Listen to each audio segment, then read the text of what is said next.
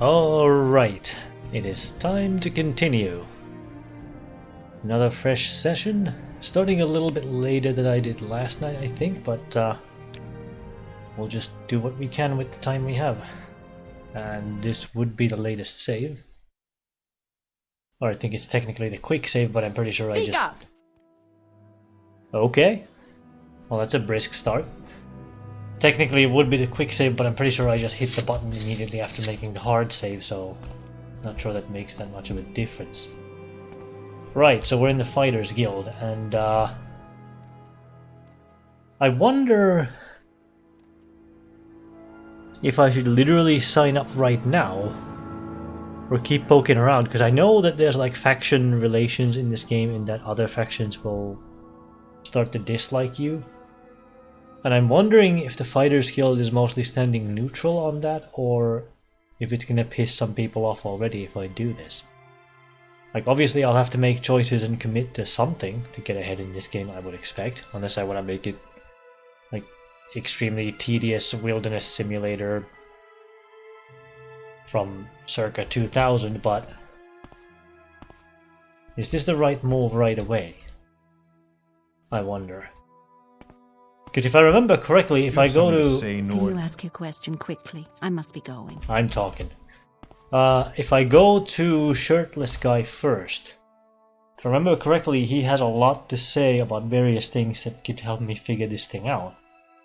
Because I don't think he just talks about the actual quest that he gives you, he has a bunch of other stuff to say as well. Which might be good just for having the kind of information that I'm lacking right now. At least insofar as the game, like, even deems it fit to explain to me. So, let's go find the South Wall Club, what have you.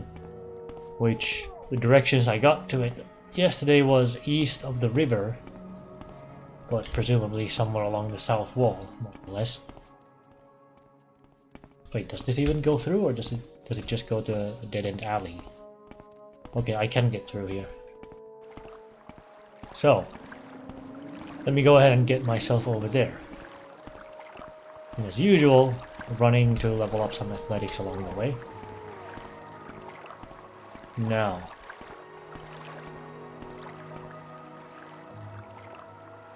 This is just somebody's house, sounds like maybe an orcish name. Neat.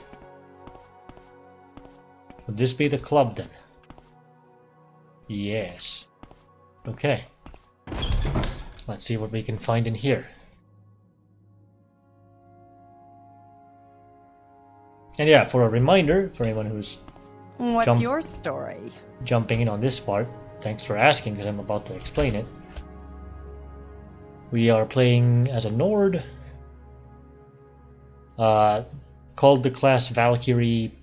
Basically picked up a bunch of weapon skills and what I would call utility and supportive magic restoration, alteration. At least that's the plan at the moment. Things can shift and change. Alchemy for increasing intelligence and potentially for making money, and you know, maybe the potions will actually be useful at some point as well. I like having speechcraft in most games. I'm told it's a pain in the ass in this one, but I picked it up anyway. And finally, marksman for agility, although I'm not convinced that that was the best choice. And I'm wondering if I'm just gonna end up like swapping the sword and board for the sole purpose of grinding up some block at some point to get agility that way. We'll see. Maybe I will end up using a bow. Honestly, it could be a pleasant experience in this. Who knows? My understanding is that it's pretty much gonna be the Fallout 3 shooting type thing where not only are you manually taking aim, but you're also rolling the dice for whether what visually appears to hit actually hits, because it's similar to your melee attacks now. Depending on how exactly it's implemented, that could be nice or it might not be, we'll see. Anyway, prioritizing good starting endurance and so forth and so on to get that health growth going, because I am, despite being mostly blind to the plot of the game and I don't know what's where on the map and I don't any stuff like that, I do know about a lot of the base mechanics. I did play Oblivion, so like seeing these attributes listed is not new to me.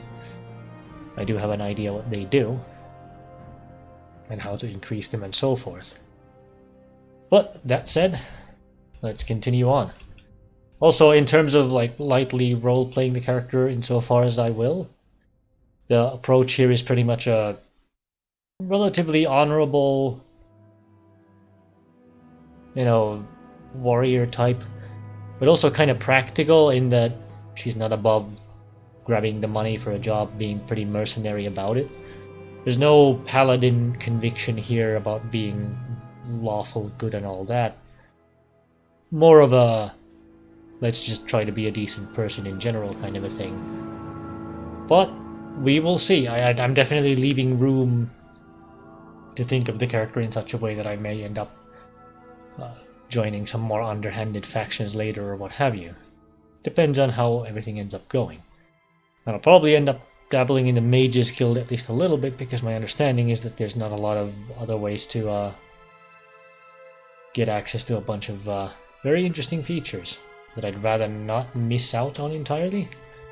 Even though, at the same time, I do know of several mechanics like using tons of enchanting or chaining intelligence potions or stuff like that that I will not be using, despite knowing about them. So, well, we'll see how all this goes. Well, this doesn't much look like a club to me. All right, I'm listening. Where's the bar? Wait, Sugar Lips. What do you want? I think somebody said earlier that you're like a Thieves Guild contact here. Could be interesting. What's this? Honor Among Thieves.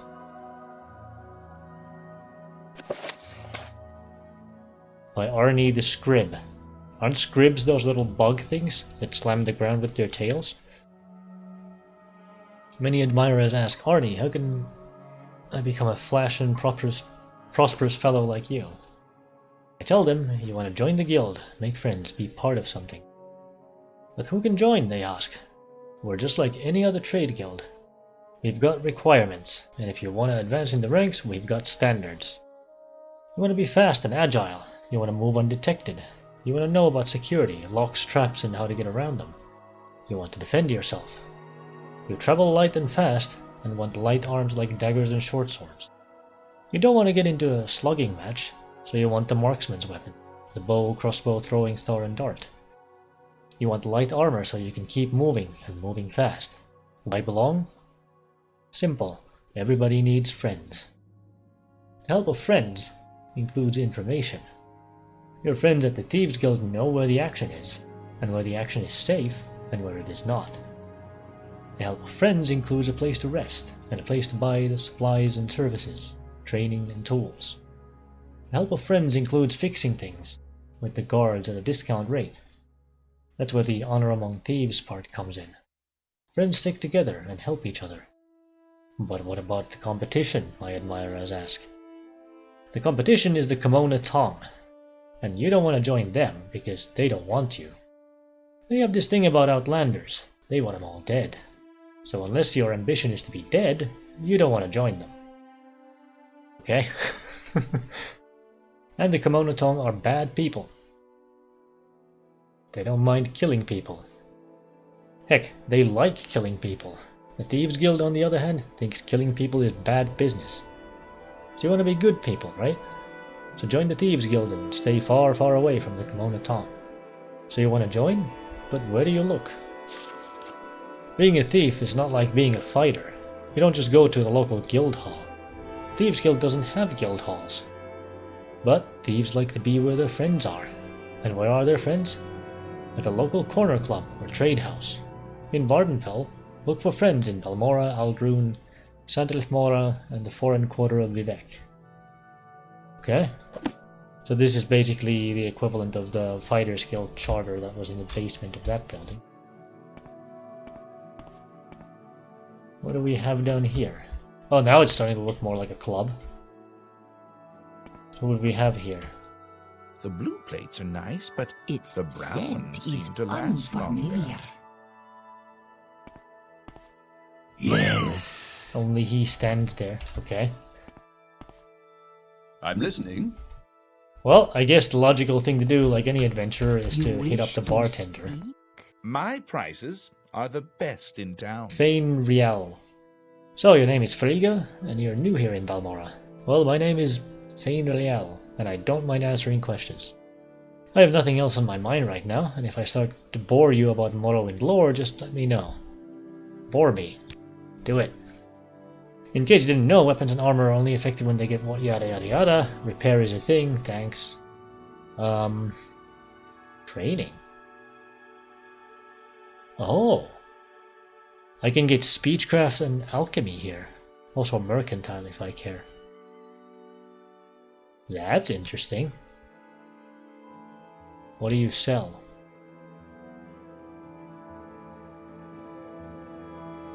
Books.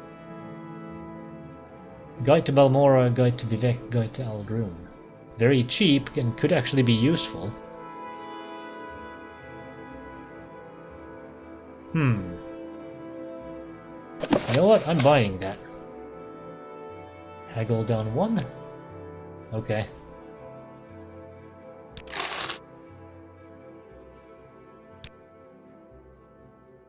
What does it say? Not saying that I don't know where I'm going.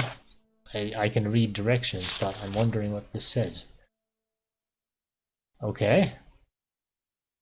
So this pretty much shows the map of where I've been thus far, except for where that road would have gone. It goes to La Ode. Okay. There's the Foyada. And I guess it continues that way to the Ghost Gate, at least that's what they said. It like runs down from the mountain and comes down here. Okay. To Vivek, to Ebonheart, Pelagiad. Okay. Ah, there is text here. This is kind of large though. Wow.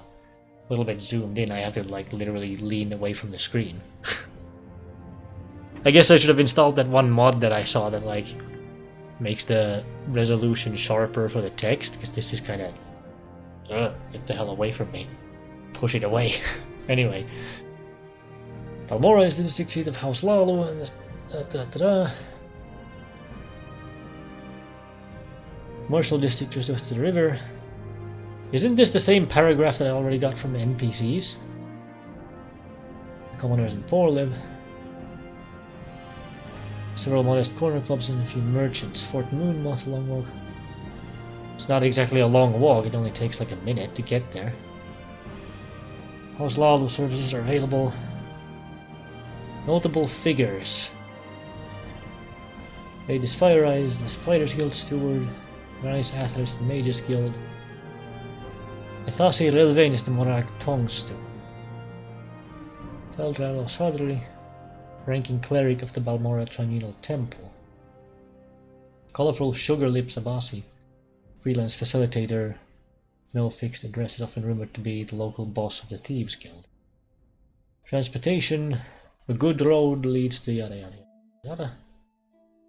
A rugged wilderness track leads southwest along the Odai River to the fishing village of La Ode. Okay, so it's described as a fishing village here. I'm kind of curious to go there now because I've heard about it and I see it on the map, but I never went there. Improved roads head north to Caldera and Aldrune. Hillstrider Port is on the west side of the river. Hillstrider service goes to Aldrune, Suran, Aldrune. Wait. Goes to Aldrune, Suran, Aldrune. What is this, a bus route? It goes back and forth? Why is it mentioned twice? I think there might be a misprint somewhere. And say Denis. Guild guides and the Mages Guild can teleport you to Aldrune, Vivek, Caldera, Sadrif Mora for a fee. La Ode is southwest on the coast. An unimproved trail leads northeast to the ravines of Foyada Ghost Gate. Path is easy to follow, but dangerous beasts threaten pilgrims who travel this route to Ghost Gate. So don't go mess with that until you're higher level, basically. Or confident that you know what you're dealing with. Either or, possibly both. Okay. We're back again. Hey Juice, nice to see you around. Playing something way different tonight. Can I interest an outlander like you in a little Morrowind lore? Okay, that's the default thing. Let's ask for...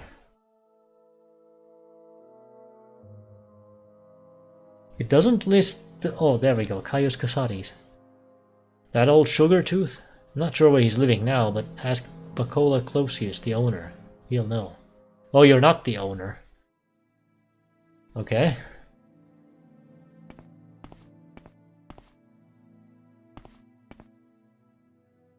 Okay, so let me go look for the owner then. Are they upstairs? It's not you. All Not right, you. I'm listening. Oh, it's you. Okay. Yes? And that just goes back outside. Publican of the South Wall here in Balmora. We rent beds. Oh, so I could rent a bed from you if I wanted to. Right. Limited selection of goods for barter. If you're new here, I can also tell you where to look for other services or a place nearby. If you're looking for someone in particular, I may be able to help. Okay, that gives me the notable people thing. Balmora is a big town. Okay.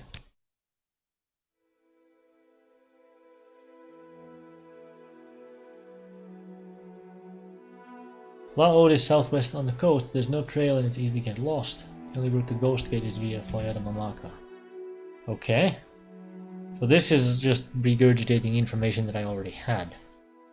So let me just ask about Caius Casares.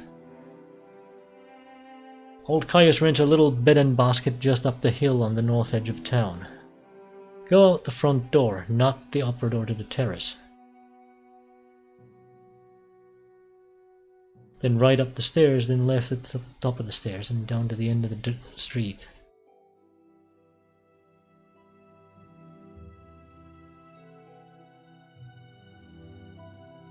Okay.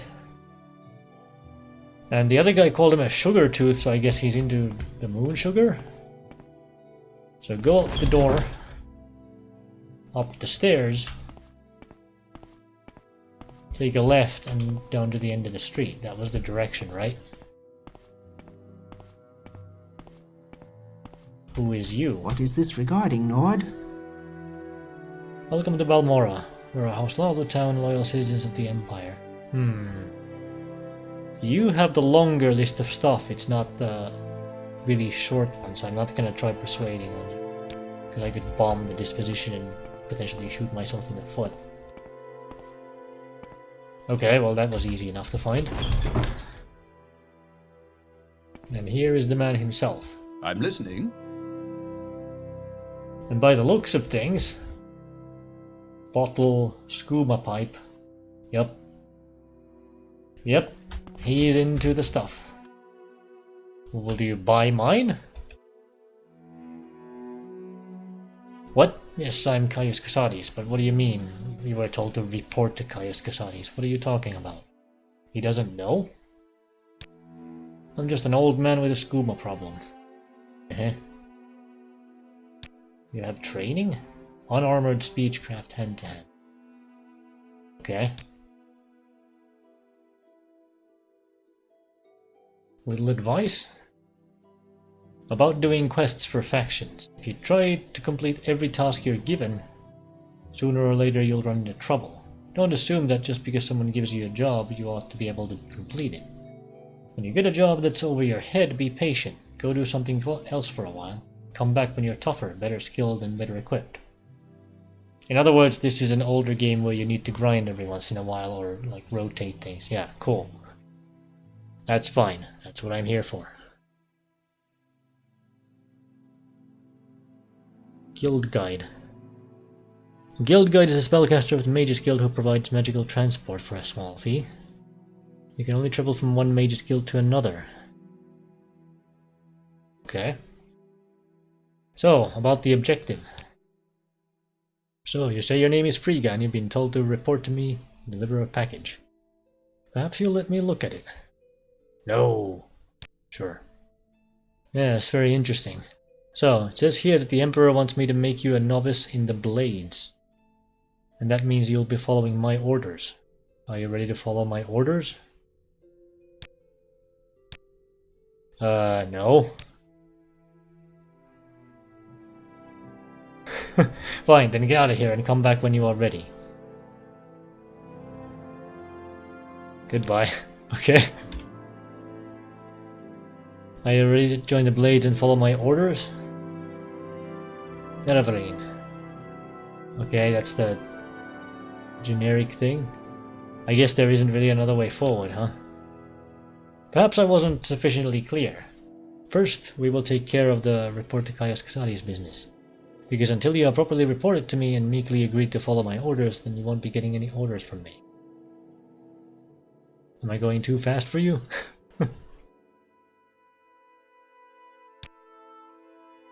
Okay. As the Emperor commands. Well, I mean, okay, I'll tell you that I am. Sure. Good, welcome to the service, Novice Frigga. Now you belong to the Blades, where the Emperor's eyes and ears in the provinces. You can use my bed if you need to rest, but leave my personal stuff alone unless I say otherwise. If you like, you can improve your modest skills with our Blades trainers now. Or if you're in a hurry, I can give you orders right away. Don't forget to visit the Blades trainers. Where would I find them?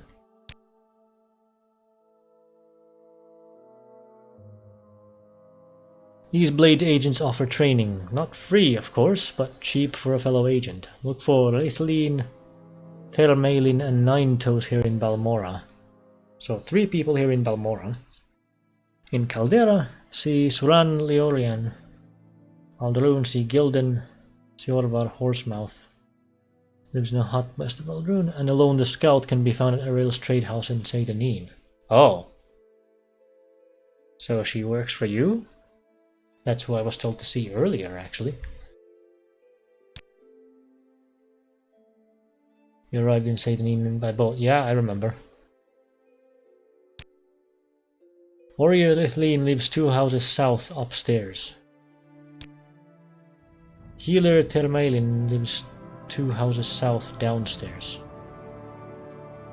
So they live in the same building but 2 different floors? Ninetoes. To get to Hunter Ninetoes, leave my door facing south. Go right down the steps, then turn left and head south, looking for his door on your left. Okay. Some of these directions really suck though. Because they're relative to the whatever.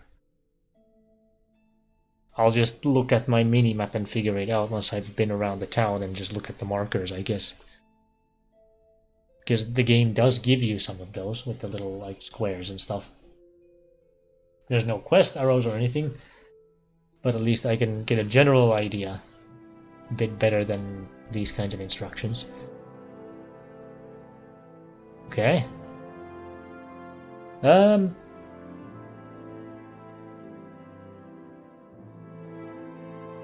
Wait, what was I doing? Blades. We're spies, we're the Emperor's hidden eyes and ears in the provinces. We watch the Emperor's enemies, we look for opportunities, we make reports. And when the Emperor commands, we obey. We're only one of many guilds and factions in Morrowind. You should know a little about Morrowind politics before you get involved in any of these other... Okay.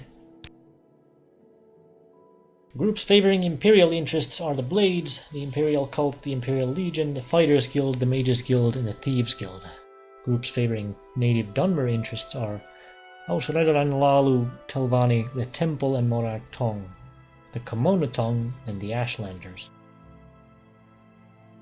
Okay.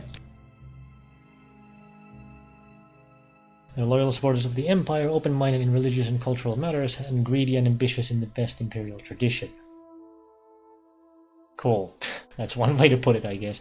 It's difficult to rise in their ranks as an outlander, but the great houses hold the power in Morrowind. Okay. Radoran. It's one of the 3 Dunmer great houses on Vardenfell, a very serious and honorable bunch. It's difficult for outlander to rise in their ranks, But the great houses where the power lies in Morrowind. Okay, that doesn't actually tell me much about them. Very brief description. Atsakabe, thank you for the follow.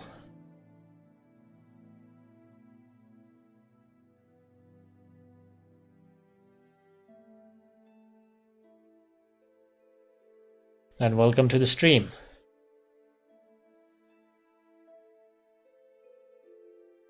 Hello, just taking a moment to process that because I've gotten follow notification and whatnot from bots before, so just making sure that that's legit, and it does look like legit, so. And sure enough, you're responding as well, so. Hello. I noticed that I have a disposition of 61, probably because I basically joined the Blades. Okay. Then we have Telvanni. Their nobles are 1,000-year-old wizards. Telvanni are supposed to hate politics, foreigners, and just about everything else, but the Vardenfell Telvanni are apparently more ambitious and adventurous than most. I usually get told by people watching the stream that there's a delay of maybe 5 seconds-ish.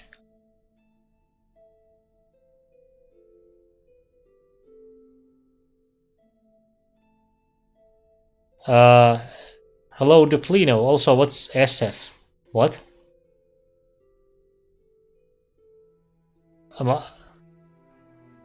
Did you just mash your keyboard? I'm confused. Anyway.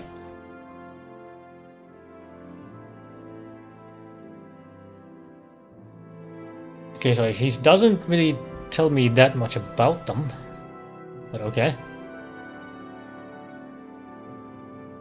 I think it's just like a basic Twitch delay. I don't actually have like a deliberate delay turned on for the stream or anything.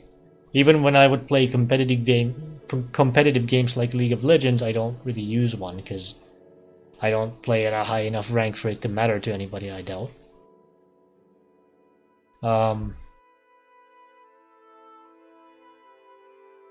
Was there a general Morrowind politics thing mentioned? Nope. Ashlanders. Don't know much about the Ashlanders. Most people say they are murderous savages, but most people are idiots. I know they hate their settled Dunmer cousins almost as much as they hate Westerners. They must be tough to live in the Ashlands. I don't think Outlanders can become members of the tribes. I don't know why anyone would want to. Okay. That sounds like a challenge. Is that orders thing here? Because that seems like the way forward. First thing, Pilgrim, you're new, and you look it. Here's 200 drakes. Get yourself a decent weapon, or armor, or a spell. Second thing, you need a cover identity. Around here, freelance adventurer is a common profession. Sign on with the Fighters Guild or Mages Guild or Imperial Cult or Imperial Legion. Gain skill and experience, or go out on your own and look for freelance work or trouble. Then when you're ready, come back and I'll have orders for you. Okay? Now that's a fine idea, but I wonder in terms of like actual game mechanics if there's a particular threshold of something or other that he expects me to have, like maybe a certain character level or just me coming back and telling him that I'm ready or whatever. You can always just wander around and ask for work, hunt monsters and sell their hides, collect ingredients for alchemists, prey on bandits and smugglers, search for ruins for loot. Well, you need up better skills in conditioning and knowledge of Morrowind, and spend what you earn on equipment and training. Then come back a little less wet behind the ears and I won't have to worry so much about you when I send you out on a mission. So what if I just ask for orders right now? Ready for orders? Good. Go talk to Haspet and Tabalis at the Balmora Fighters Guild. Ask him what he knows about the Nerevaline secret cult and the Sixth House secret cult.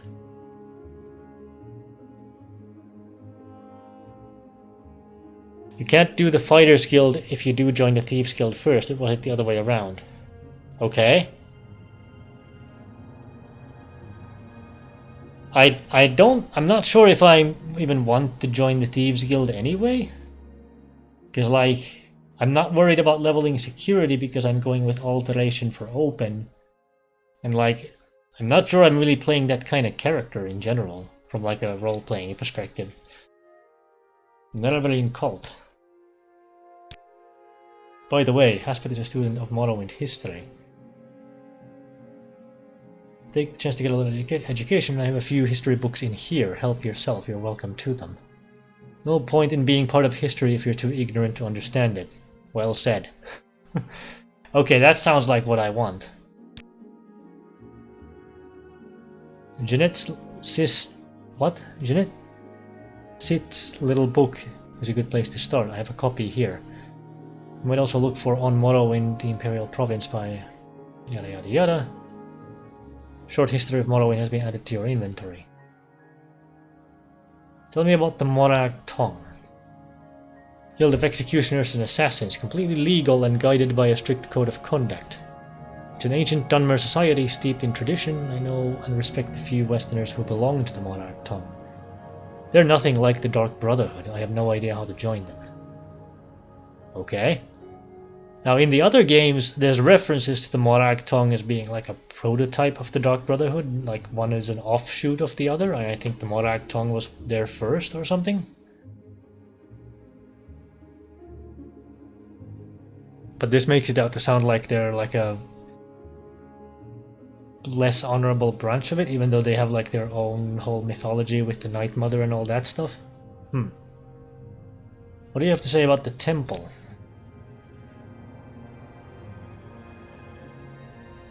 The Tribunal Temple is the native religion. They worship 3 god kings, Almalexia, Sothasil, and Vivek. Now I know those names because I've played the other games and they pop up all over the place. Who are known together as the Tribunal. We usually just call it the Temple.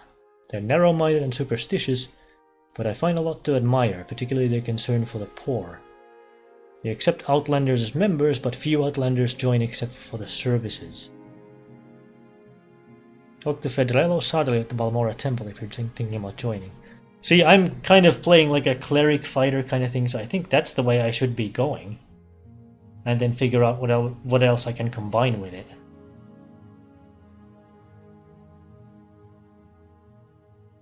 Because like, the way I see it,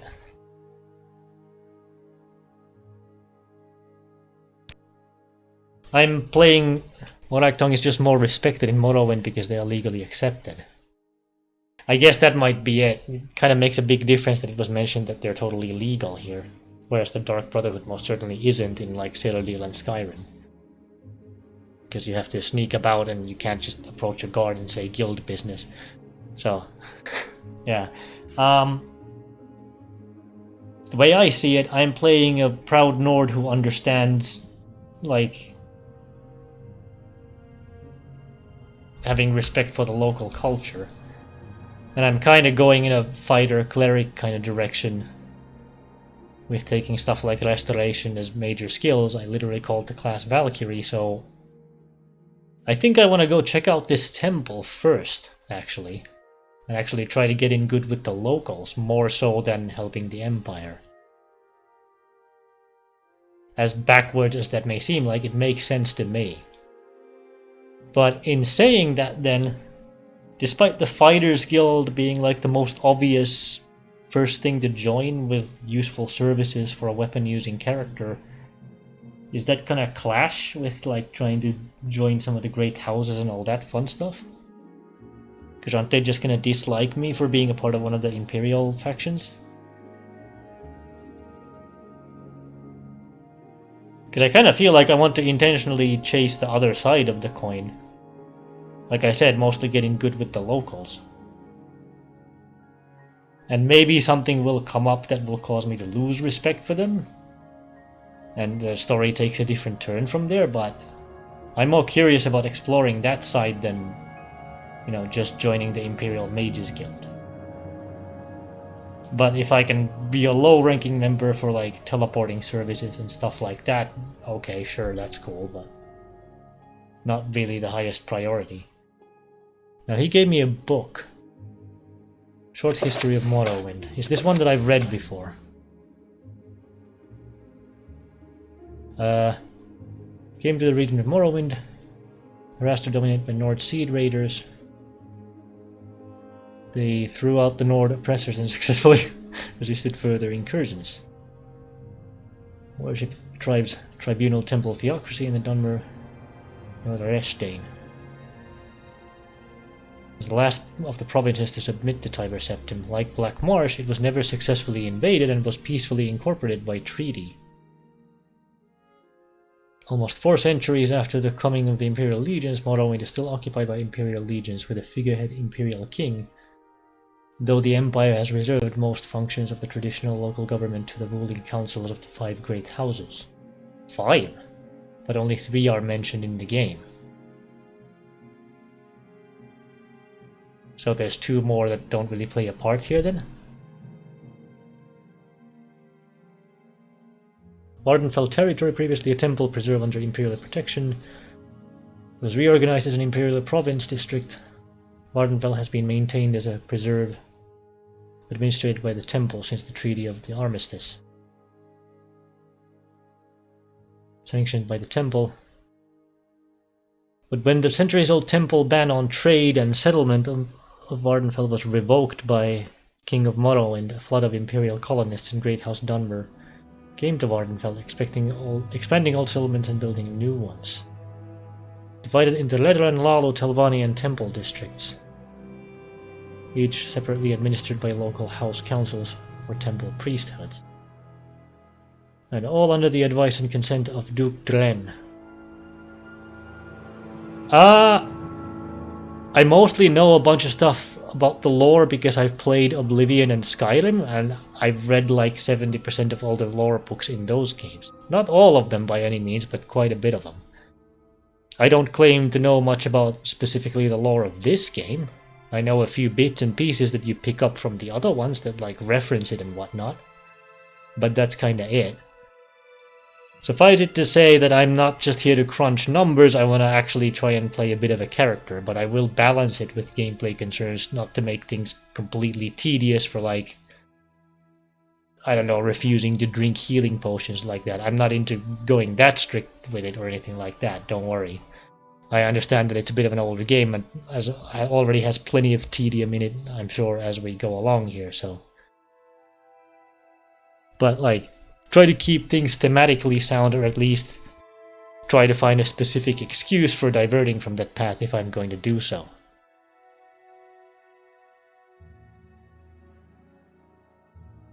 Duke Dren and the district council in Ebonheart. Local law became a mixture of house law and imperial law in the house district, jointly enforced by house guards and legion guards. Enforced in the temple district by ordinators. Still reorganized as the majority religion, but worship of the 9 divines was protected by the legions and encouraged by imperial cult missions. Temple district included the city of Vivek, the fortress of Ghostgate, and all sacred and profane sites.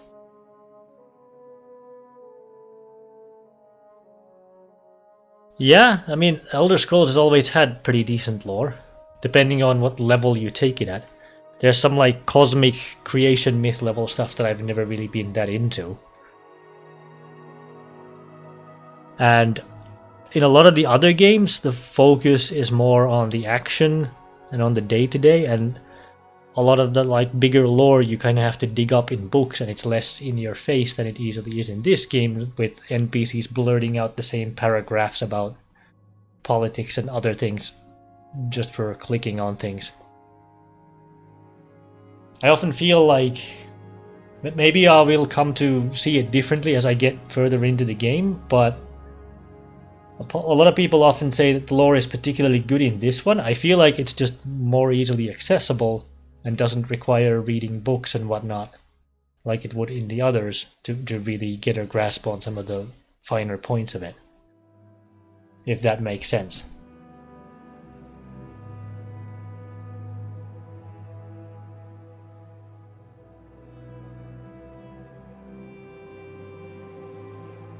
The parts of Vardenfell not claimed for Edoran, Lalo, or Telvanni districts. Temples stubbornly fought all development in their district and were largely successful. Lalo, in combination with the Imperial colonists, embarked on a vigorous campaign of settlement and development, while Mora and the Ascadian Isles region have grown steadily. Telvanni, normally conservative and isolationist, has been surprisingly aggressive in expanding beyond their traditional tower villages. Disregarding the protests of the other houses, the temple, the duke, and the district council, Telvanni pioneers have been encroaching on the wildlands reserved to the temple.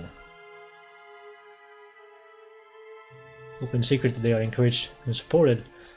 Okay, so the Telvanni seem like the most isolationist, we hate everyone else kind of thing from this description. And it's also magic heavy, so I'm probably not going that way for sure. Under pressure from the temple, conservative House Redoran has steadfastly resisted expansion in their district. As a result, Redoran and the temple are in danger of being politically and economically marginalized by more aggressive and expansionist Lalo and Telvanni interests.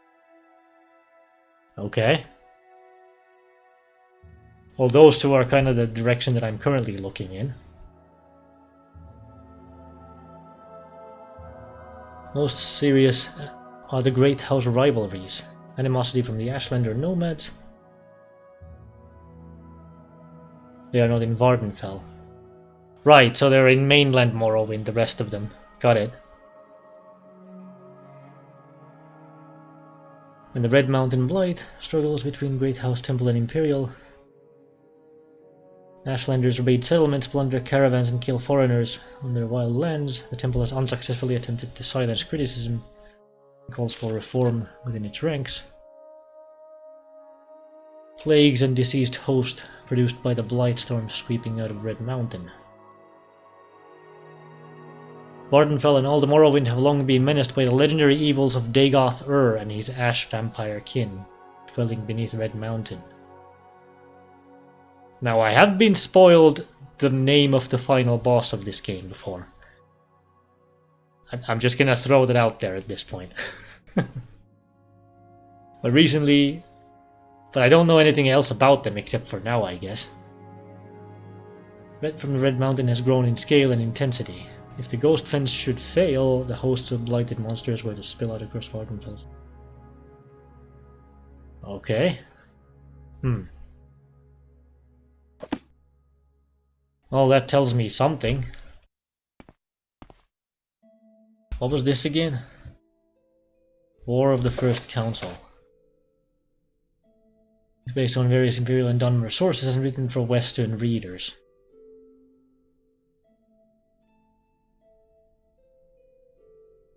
Between the secular Dunmer houses Dwemer and Dagoth, and the Orthodox houses Indolil, Redoran, Dres, Lalo, and Telvanni. Okay, so there's more names mentioned. Collapsed over disputes about sorceries and enchantments practiced by the Dwemer and declared profane by other houses. Secular houses, less numerous but politically and magically more advanced and aided by Nord and Orc clans drawn by promise of land and booty, campaigned with great success in the north of Morrowind, occupied much of the now comprising Nereidar, Vardenfell and Telvanni district. Orthodox houses, widely dispersed, suffered defeat until Nerevar was made general of all house troops and levies. Red Mountain and Vardenfell, and the survivors forced to take refuge in the Dwemer stronghold at Red Mountain. Wonder if that's still there. After a brief siege, treason permitted Nerevar and his troops to enter the stronghold, where the secular leaders were slain and Nerevar mortally wounded. General slaughter followed, and the houses Dwemer and Dagoth were exterminated. Nerevar died shortly thereafter of his wounds.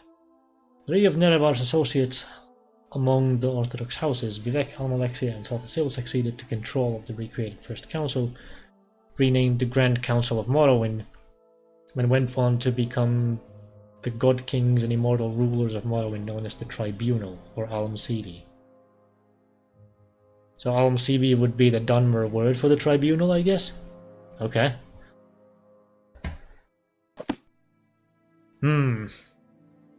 Yeah, he's even got sugar here. Can I sell mine to you? Because it's starting to become a pain in the ass to have to drop it every time I want to deal with someone.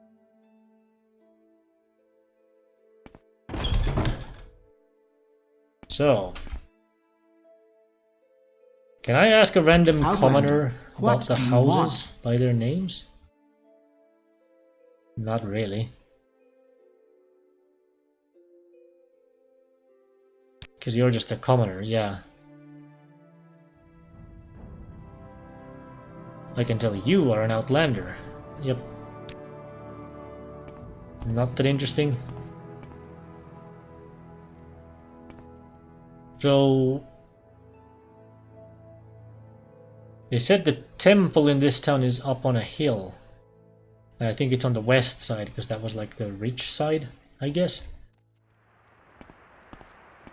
I want to go look for it and poke around, see what that's all about.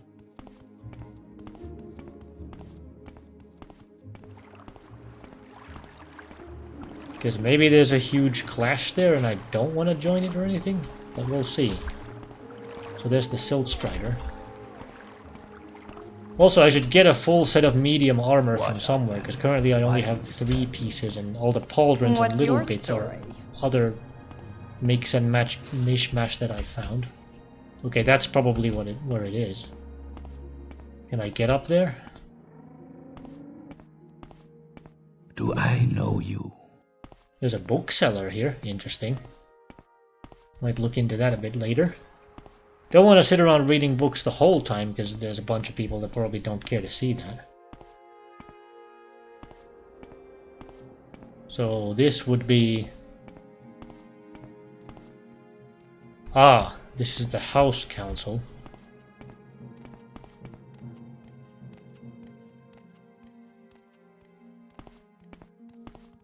Where's the ranking cleric, or whatever the term was? There's an alchemist here. Fine clothier. Wait, I do have a bunch of ingredients on me. Wait, maybe that's it? Because this is a distinctly different looking building.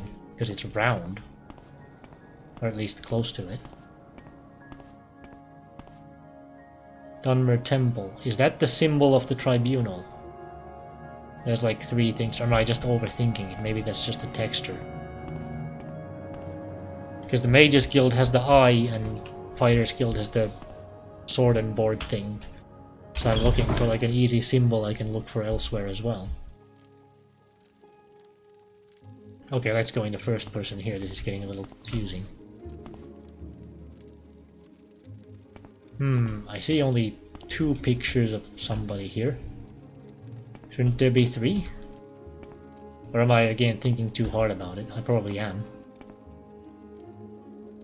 I mean, you've got a triangle, which is incidentally close to what the logo for the game is as well.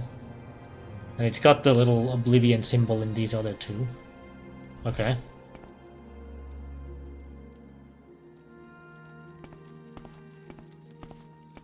What do we have here? Who are you?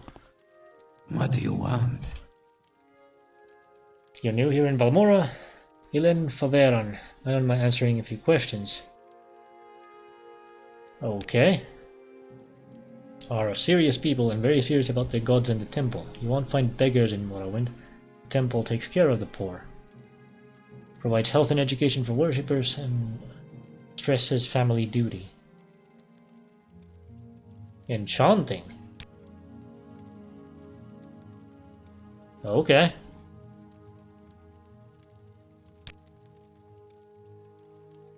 Just for giggles. I don't actually have a soul though, do I? Can I see an example price for something though? Like if I wanted to...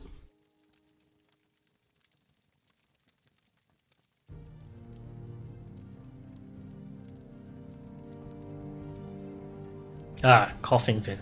If I wanted to make a random decently strong healing, say 10 to 50, duration doesn't matter, how much would that cost? Okay, it does give me an estimate price without a soul being in use, so...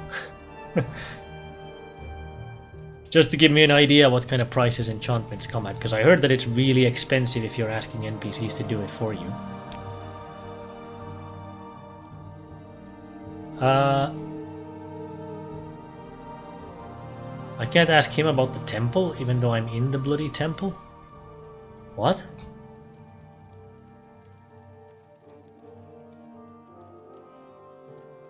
Huh. Well... Enchanter and Initiate of the Temple. Okay. Let's downsize that a little bit. It's getting a bit distracting to have it be that big. So these look like shrines, maybe. Saint Realm. With an offering bowl. There's none here. 35 and receive a blessing. I have no idea what these blessings will be. Also, isn't that more expensive than the Imperial Shrine? Because I think that was 25. Just picking apart the details, but...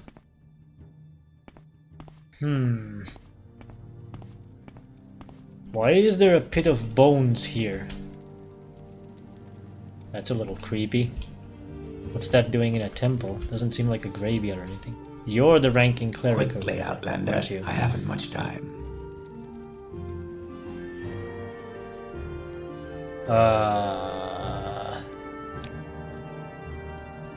Apothecary and Initiate. No, you're not. I misremembered the name. Whoops. Still can't ask you about the temple.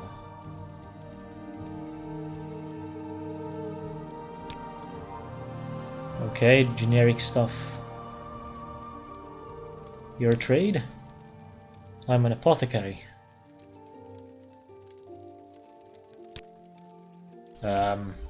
This is just where you live, I guess.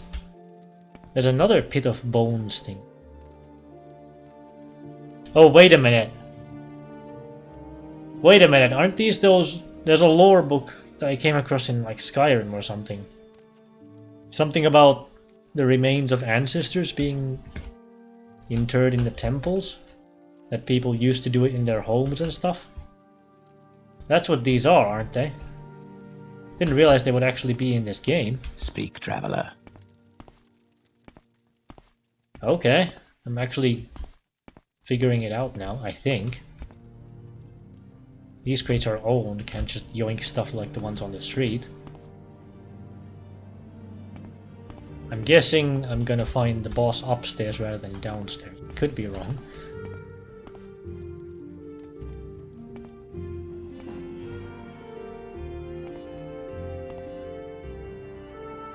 I mean, this does seem to be a recurring symbol, this particular one. But again, maybe I'm just thinking too hard about it. Speak quickly, Outlander, Shrine of or the go away. Tribunal. Donation of 35. I guess there's no way to know what the blessings do without just trying one. They're not exactly expensive. So if I have a lot more money later, I can probably do that. So here's a bunch more reading that I Speak, could do. traveler.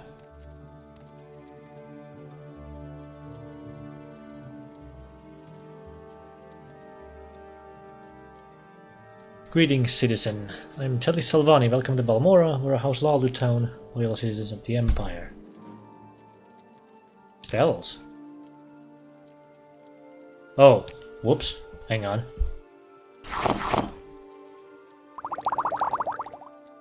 Don't steal it.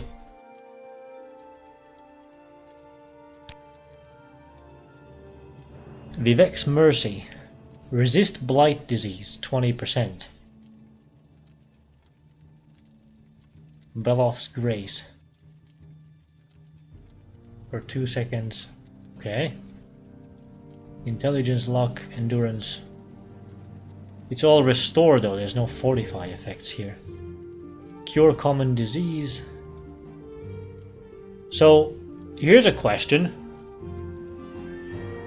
For a spell like Cure Common Disease, what the hell does the 15-point magnitude even do? Is there like a success chance beyond the roll to actually not fail to cast it? For removing a disease? Isn't it just a binary, either you do it or you don't?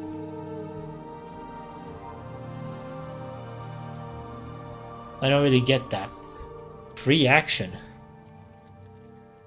Cure paralyzation. What's the point of that if you're paralyzed? It's the cost?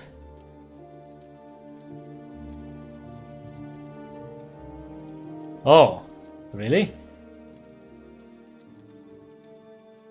In Magica points. Also, hello Pariah Dog. Welcome to the stream. Oh, it's the cost. Right. Okay, that actually makes sense because, like, restore that many fatigue, but it's obviously not 75. Right. Okay, that makes sense. Got it. Heal companion. So it's a heal on touch. Doesn't say that in the vanilla game, though. Oh, so this is something from the code patch? That it displays the Magica costs of spells that I'm buying? And in the vanilla game you could just end up blindly buying something you can't even cast? Is that what you're saying? Because I'm running the code patch. Yeah, okay. The only thing that changes how the game functions is the code patch that I'm running, aside from graphic herbalism. Everything else is just high-res textures and an animation replacer, that's it.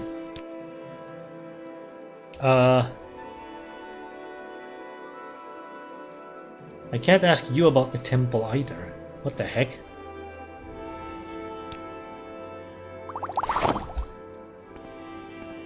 So are you the ranking cleric? Yeah, I think that yours was the name that was quickly, dropped. Outlander, or go away. Well, I'll opt to speak quickly then. Do you seek to join the temple? Training. Faction members only, okay.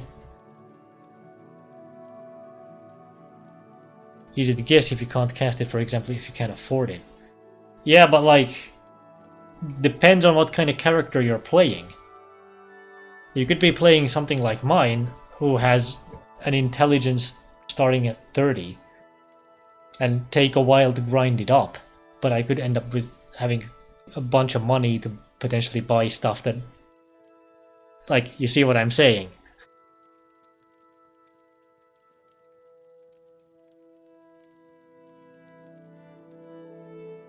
I mean, I assume this is just gonna give me a blurb and not actually have me join immediately, so... Have a promising look. Do you wish to join? Hear the doctrine. Fourfold duties are to faith, family, masters, and all that is good.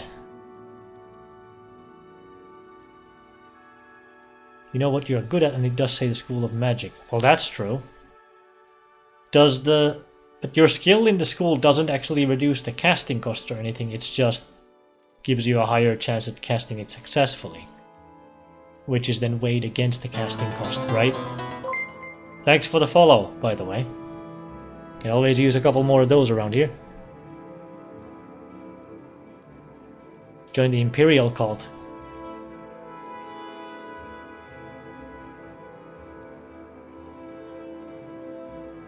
Never transgress against your brothers and sisters, thought or deed, as we are all one body. If you somehow fail to uphold these ideals, you must speak with the master or the patriarch to be cleansed of your wrongdoing. Still want to join? Yes, I am worthy. Okay, so I need to pick something and I can't just dip out of this. Is it still offered? Yeah. Because as boring as this may be for some, I want to do some more reading. I will listen, Outlander, but make it Now, quick. this is an open book like the charters for the fighters and the book that was next to the thief lady, so... So a number of cast stones upon them, snickering as they... please have mercy, little boy. Maybe the solemn tortures of another.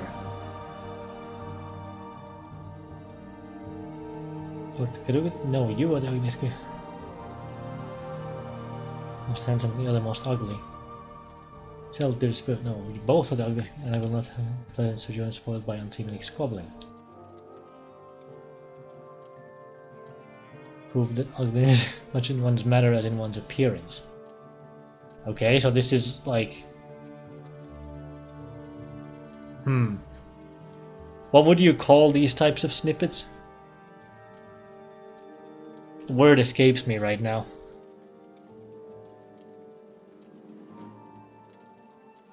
Standing in a pool, and a wizard slowly raises the temperature. Boiling will calmly stand in place until he is boiled.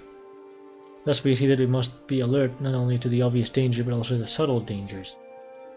Like little snippets of wisdom.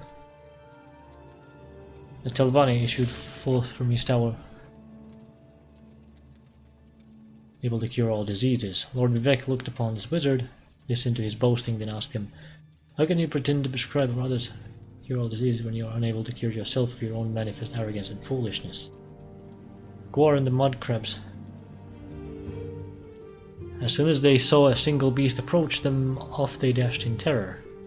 One day they saw a pack of Nyx hounds raging about. Well, in shoreline, a colony of mud crabs frightened in their turn by the... "Surely," said one of the Gwar, "things are not as bad as they seem, for there is always someone worse off than you." Okay. Homilies. Okay. Quiet corner of its feeding ground. His healthy companions came in great numbers to inquire after his health, yet each one helped himself to a share of the fodder which had been placed there for his use, so that the poor Netch died, not from his wounds, but from the greed and carelessness of his erstwhile friends. Thoughtless companions may bring more harm than help. Okay.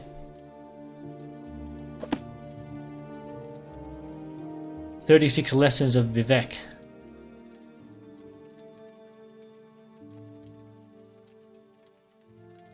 Fellowship of the Temple. Anybody can point me to a particular one that I should check out? Or like information on what the temple is about? What kind of stuff that I should expect to see here? Maybe the 36 lessons? You have gained knowledge from this book, unarmored skill. Oh, there's skill books in this game. Okay, cool. Was there anything that indicated that it was a skill book? The value, I guess, because it's 200.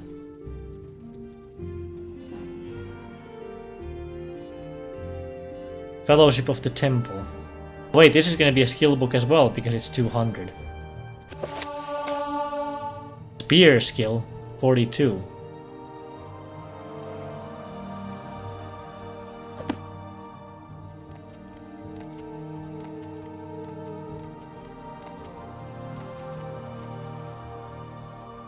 Sermon 34, Sermon 14. Oh, it's like a 34-part thing? Okay. Okay, this is the name Temple. Okay, now we're getting somewhere. The first paragraph. Not all expensive books are skill books. Yeah, okay. That's a concept that's actually true in all the way up in Skyrim, I think. If a book is distinctly more expensive, it probably teaches you something. Cool. I've been asked to write this guidebook for outsiders who are unfamiliar with the Tribunal Temple and interested in joining. Okay, good. We're in the right place now. Earnest and who are willing to submit to the wisdom of Blessed Elm City, the Triune Grace, the saints and the priests are welcome to the Fellowship of the Tribunal Temple. It's the religion of Morrowind and Dunmer people and has been for generation upon generation. Guidance and counsel from Almalexia, Vivek and Sothisil.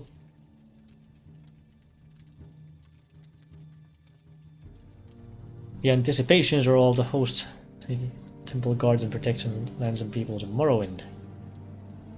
Personality to lead others and the willpower to resist the world's temptations.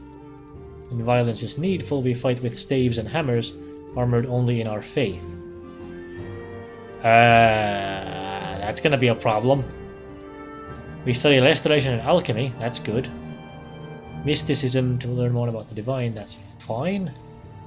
Study conjuration, speak with the spirits of our ancestors, and protect against those who traffic with the four corners. Speak to priests and temples at Alderun, Balmora, Molagmar, and Ghostgate. Hyphane, temple compound in Vivek. Temple believes that Almalexia, Vivek, and Sothisil were mortal guardians of Morrowind who walked the earth, defeated the Dunmer's greatest enemies, the Nords and the Dwarves.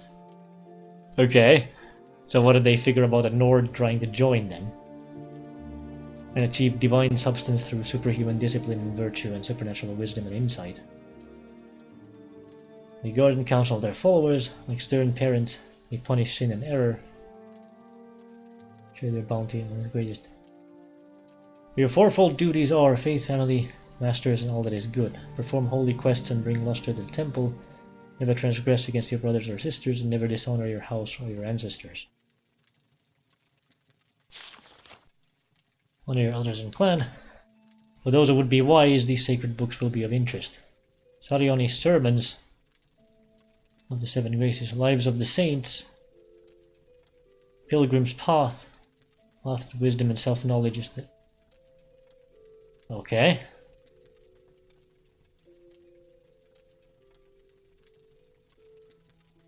But it was also mentioned earlier that something that the local Dunmer here tend to... It was mentioned earlier that something that the local Dunmer hate even more is other dark elves that were raised to the western ways.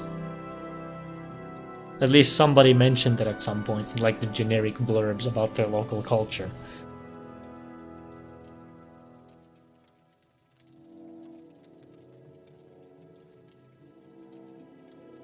Self-knowledge is through pilgrimage. Those who would rise in the ranks of the faithful may retrace in the tombs of our ancestors. Okay.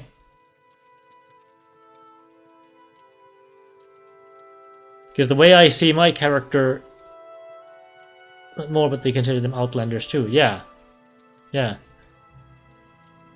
The way I see my character is there's someone who respects, like, you know, when in Rome kind of a thing, right?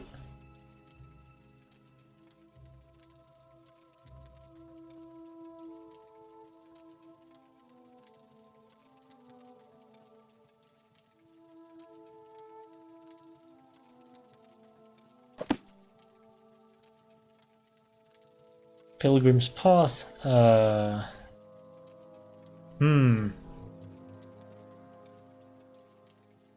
what about the skill requirements and the weapons and all that? Is that mostly for flavor, or how hard does the game actually enforce it? Because I have no intention of going unarmored, that's for sure.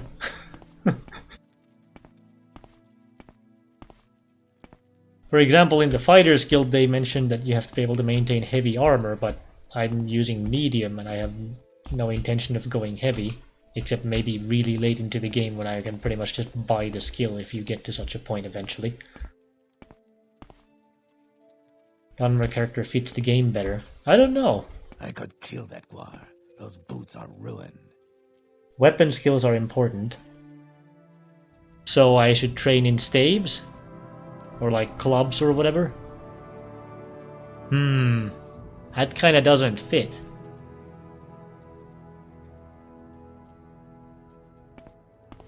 Because I'm assuming that it's going to be a combination of some of the stuff is enforced by the game to like get ranks and other things. You can just kind of opt in for flavor. Because I've heard people telling stories of like doing this whole pilgrimage thing for this faction for example, by like going hardcore with the requirements, just running around in a robe. I'm not sure I want to make playing this game on stream and everything quite that tedious. Speak quickly, Outlander, or go away. But, you know.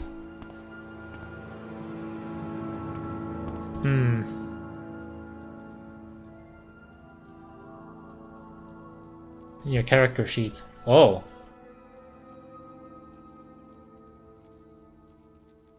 Blades. Intelligence 40, personality 30. Need 1 skill at 30 and need 2 skills at 20. Okay.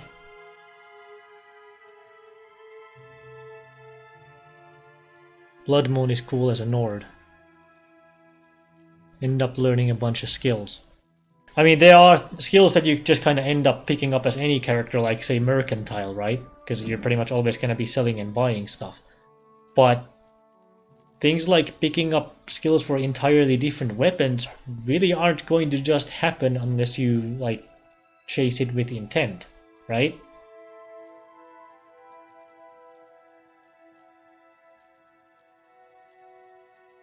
Yeah, I know, but I'm not gonna be able to hit for shit with like a dagger or something if I picked one up. then it's just gonna become really tedious to start leveling my short blade from 5. And yes, having stats makes up for some of it, but I assume it's still not gonna be pretty. And yet I already have a 6 in it because I've made some potions and sold them, and generally like traded stuff.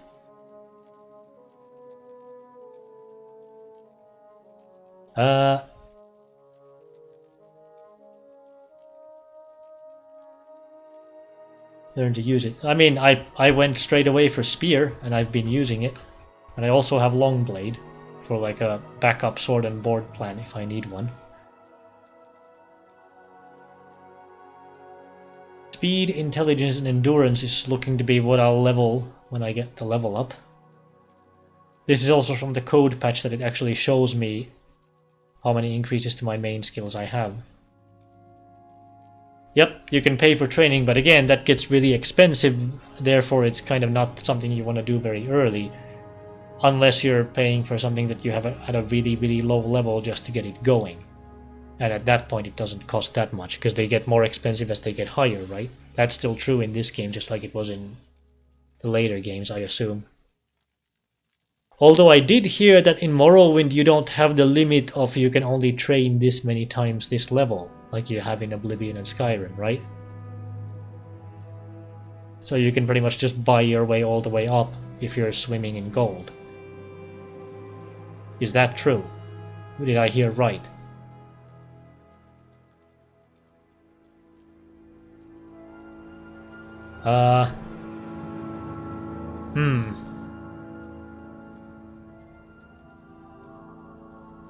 Because mostly what I'm wondering about right now is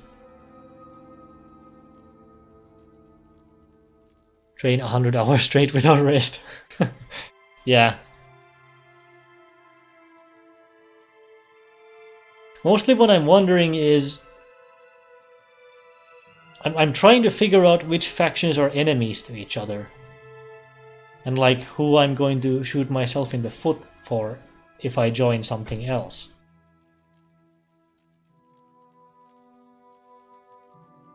Because it has to be just... I hear about it all the time when people complain about factions in the later games that it's not as in-depth because they don't really care if you're a member of something else. So surely it has to be something other than just they require different skills, therefore it's tedious to combine that and that.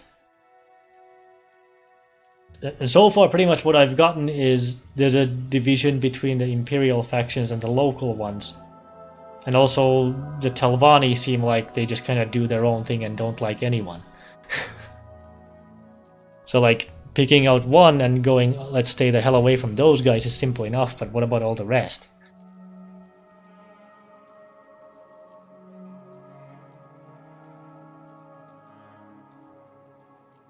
Not on good terms with Telvanni.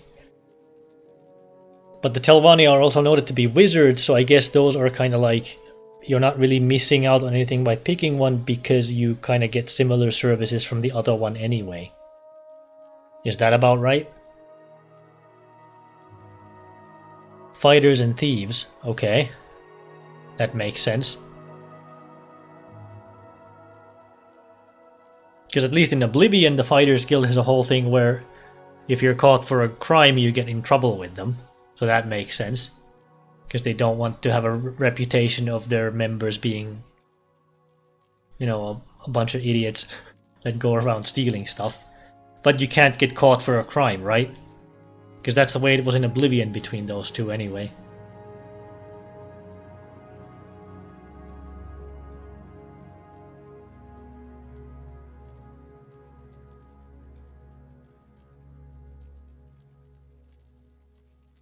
Only join one great house if you don't glitch it.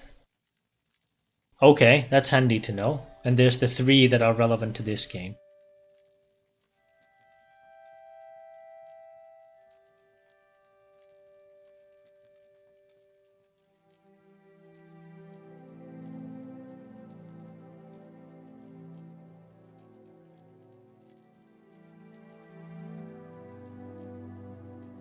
So, okay, here's if you guys have played Skyrim, here's how I would explain how I see my character.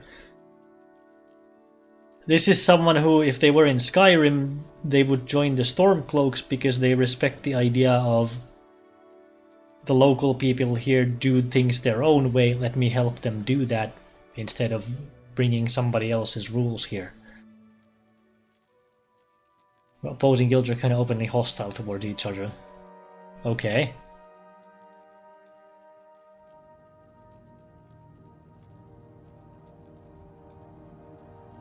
Would the great houses other than Telvanni, I guess, have a problem with the guilds?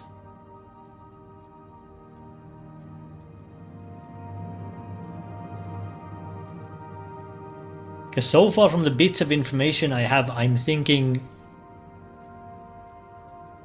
I'd want to join the fighters, I'd want to join this faction, and maybe House Veteran? Because that sounds more interesting than the Lalu.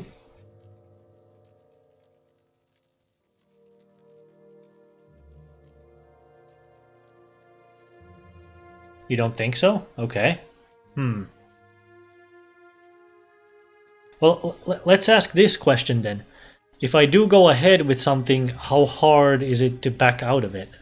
Like, am I just screwed for the rest of the game, short of console commanding something?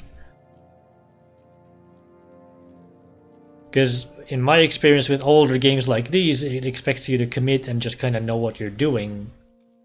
And if you didn't know the first time around, then you're just kind of screwed and you're stuck with what you picked. Only played for Telvanni? Oh, okay.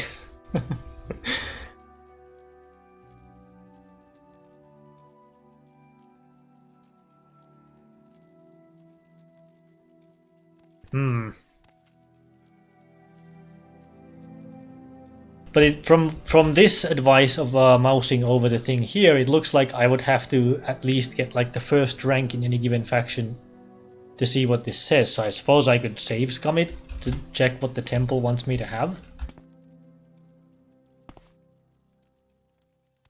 And like see how well I can squeeze in without necessarily absolutely having to know blunt weapons.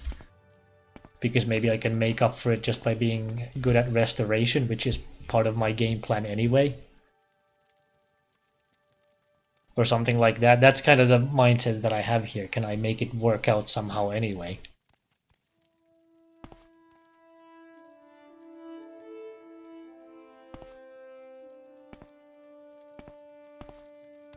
Speak quickly, Outlander, or go away.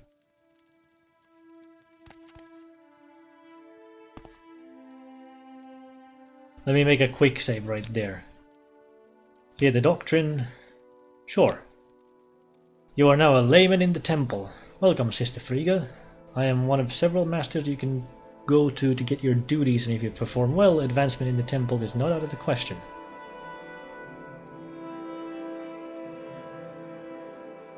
It's going to be a little weird, because another factor is the disposition. Which factions give you an automatic penalty to disposition with someone else for being a member? Because it is, if every interaction at some point is below like a -20 to everything, it's gonna become a pain in the ass, right? Like, yeah, you can persuade your way around it, but you have to do it every time over and over, right?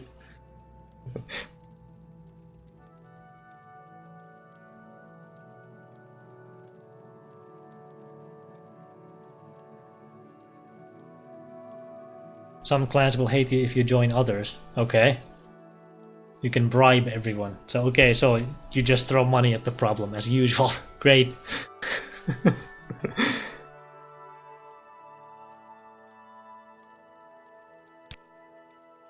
What's your rank? No, sorry, later. Perhaps when you're higher rank, but not now. Okay.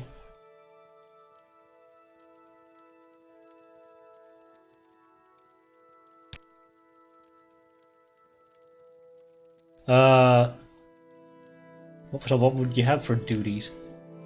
Before I give you any other duties, you should prove your faith by making the pilgrimages of the 7 graces. Okay?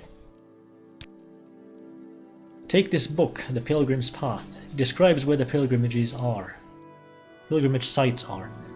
After you have completed these pilgrimages, speak with me again. I should warn you that while most of these are easy, the pilgrimages of Ghostgate and Ruddy Man are more difficult. You may wish to do those later. Or last. Okay. Good to know. So we're getting somewhere. Cool. What do you have to say? Your talents are noteworthy, but some question your depth of devotion. Perform more duties for the temple. Okay. So. Personality 30, intelligence 30. Got that in the bag. Alchemy, restoration. Need 1 skill at 10, so already have that in the bag as well. 2 times over because alchemy and restoration. As long as I don't need more than 2, or I can maybe get away with 3 and pick up mysticism or something, I should be fine then. Okay.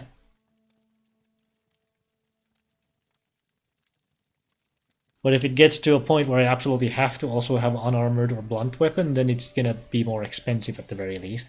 Okay.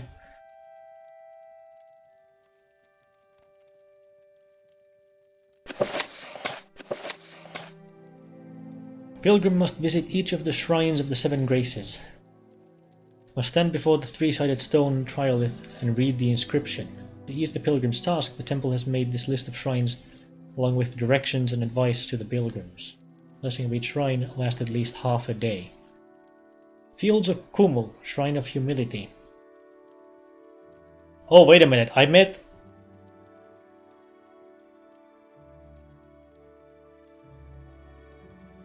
TG?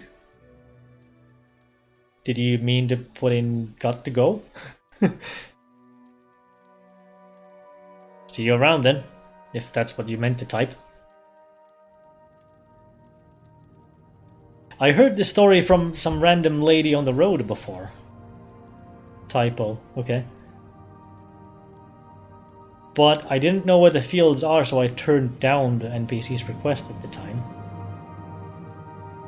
You were gonna say something, okay. West of Soran on the north shore of Lake Maya as you head towards Pelagiad. Shrine is between 2 rocks and most easily noticed while traveling east along the road. This is the only dock nearby which Olof kindly allows servants the temple to use. It is customary to leave a portion of muck at the shrine to represent Vivek's humility. Where would I get muck? Or is that even a required part of it?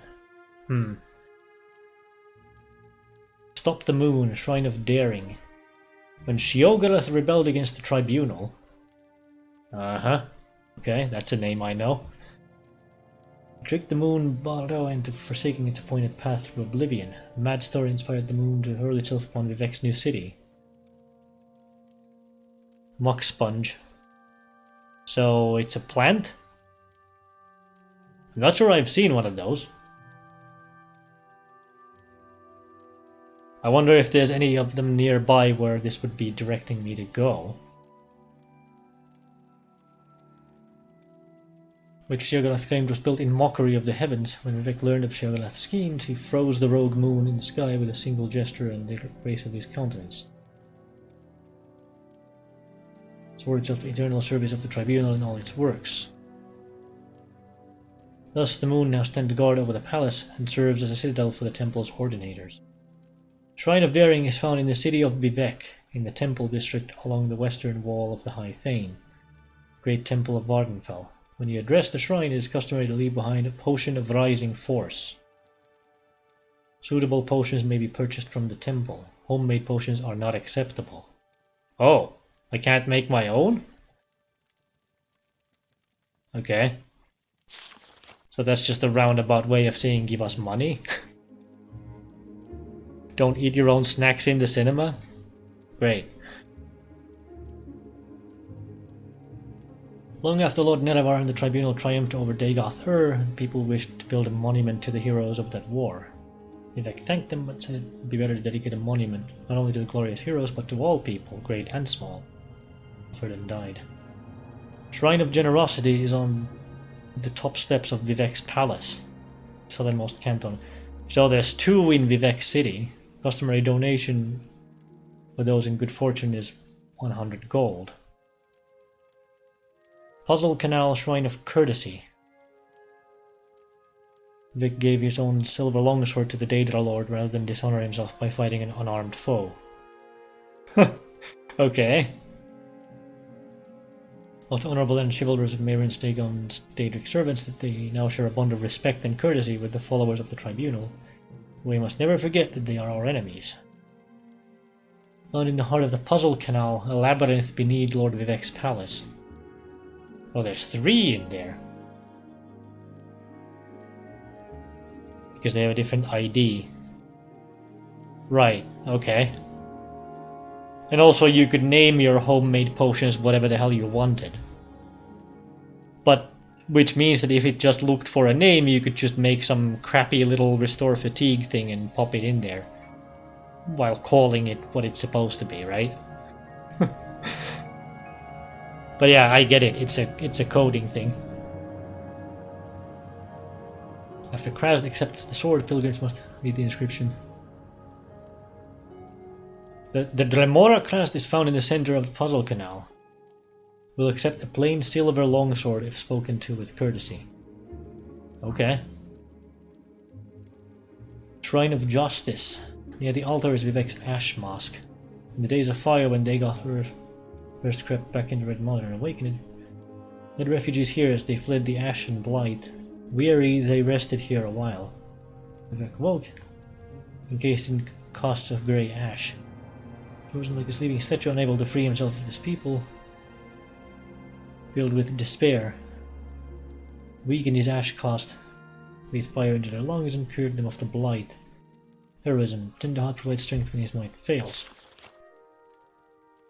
Is guarded within the Nissis temple in the village of Nissis, northwest by road from the town of Aldrune. When you address the shrine, it is customary to leave a potion of cure common disease. Homemade potions are not acceptable. Okay. Shrine of Valor. Within the Coal Cave, Vivek fought a battle with the Ruddy Man. But hang on, for something like this, you can buy these potions elsewhere as well. Does it have to be bought from the temple, or can I like just buy from the guy in Seydanin? As long as it's not something I made, will it still work? Or is the game even tracking that? Is this just a flavor thing again? I don't know.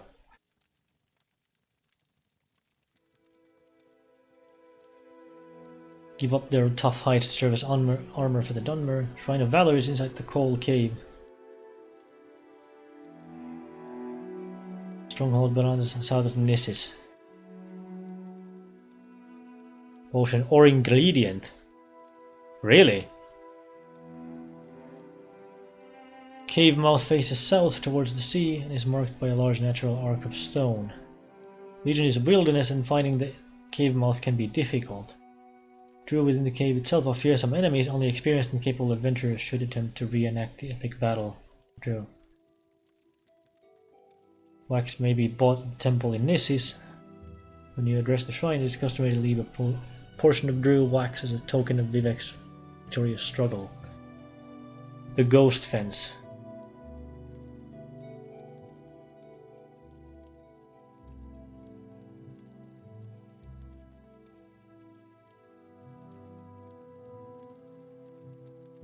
You can steal it for all the temple cares. Okay. So they, in other words, they don't care if you paid them for it, is what I'm getting at here. I mean, it is a temple. What else did you expect? Nah, just kidding. Ghost Gate itself. Safe route to Ghost Gate is along the Foyada Mamaka. Southwest just below Balmora. The Dueme Bridge crosses the Foyada near Port Moonmoth. It's a bad idea though. I mean, at least if you get caught. How psychic are the guards in this game, by the way? Like, how difficult? I don't know if Code Patch does anything about that. So is it the Oblivion thing where the guards are basically psychic and the whole stop their lawbreaker is basically a meme as a result? Is it like that in this game too? A bug? What kind of bug?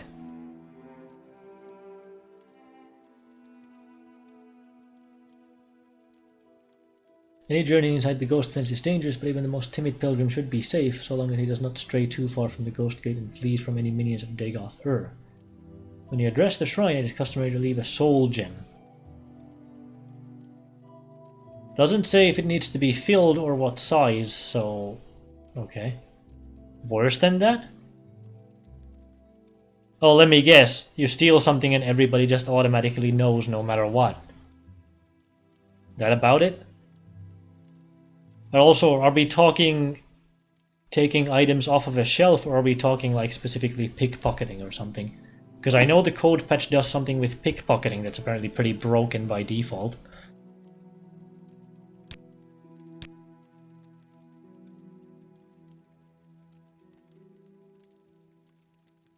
Do I actually have ingredients that I can make stuff with at the moment? To change the pace a little bit and actually get something done here. I have a few of those, so let's see what it would go with. Bungler's Bane? Nope. Nope.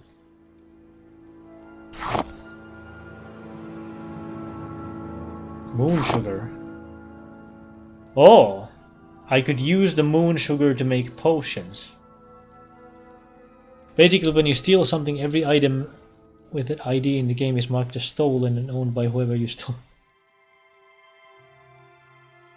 Wait, what?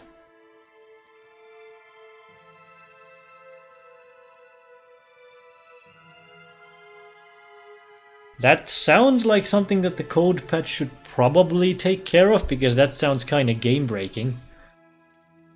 Considering there's a whole Thieves Guild and that's supposed to be a valid way to play the game.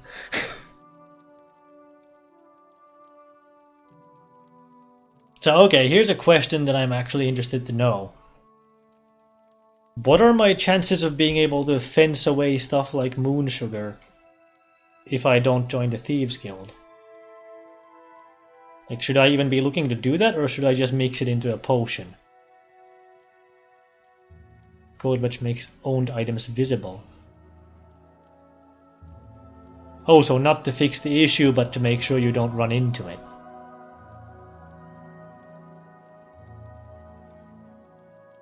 %100% easy. Okay, so I should hold on to the sugar and not make a cheap potion out of it, because it's worth a bit if I find somebody to actually sell it. Just find a Khajiit. Oh. Any Khajiit? Interesting. I know in Skyrim they sell this stuff, but... okay.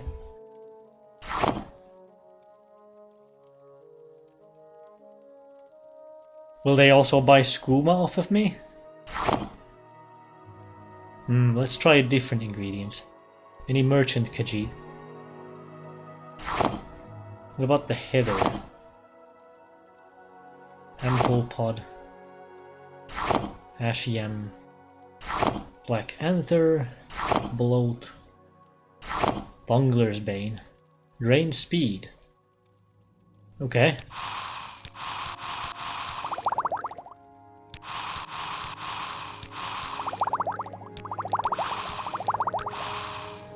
Okay.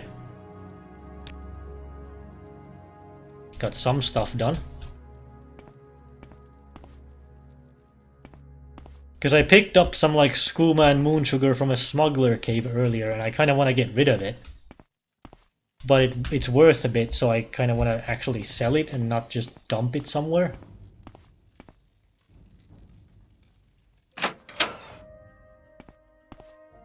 Now that I'm thinking about it, wasn't there a trader in the...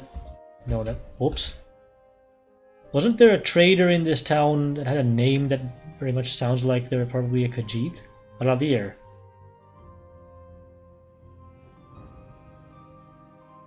Bug is supposedly unfixable.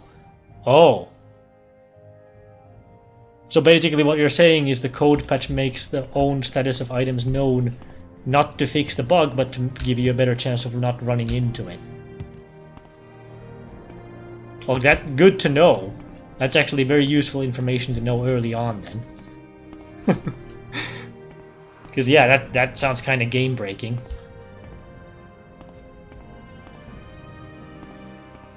Do I know you?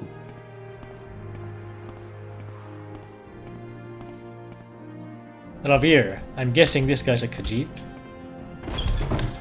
Just a wild guess. Yep. What Khajiit do for you? There is a way of removing stolen tags though. By editing the save file, but in order to be at that stage you would have already had to screw yourself over, right? Like how does that even help then? Knows why you are here. You want to buy Ravel's famous Daedalic weapons. Oh right, this is the guy who sells the temporarily enchanted things that he talks up as being something else. Barter. So, do you want my skooma?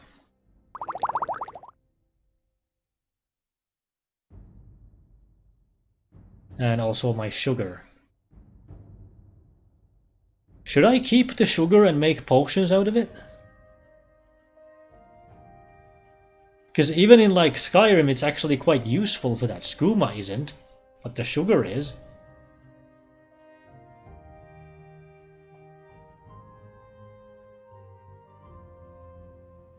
Also, these kinds of items could work as like bribing somebody that's into them by giving them some.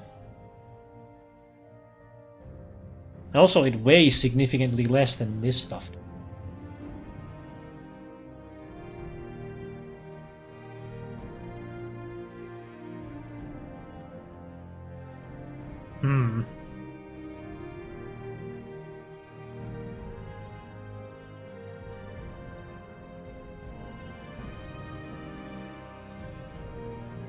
Also, will you buy the potions that I just made? These.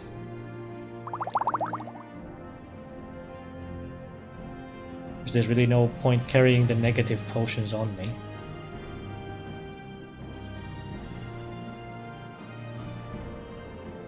Skooma is good. I mean, it's got the 45 speed like it does in Oblivion, but... Yeah, I know, but... I think I'm enough of a role player not to want to do that anyway. And also I assume there's also a downside to it, because there's 2 other effects that are not displayed. Which I'm guessing you find out when it runs out. Considering what this stuff is supposed to be, right? Punch hard, yeah, because 45 strength. Sure, but...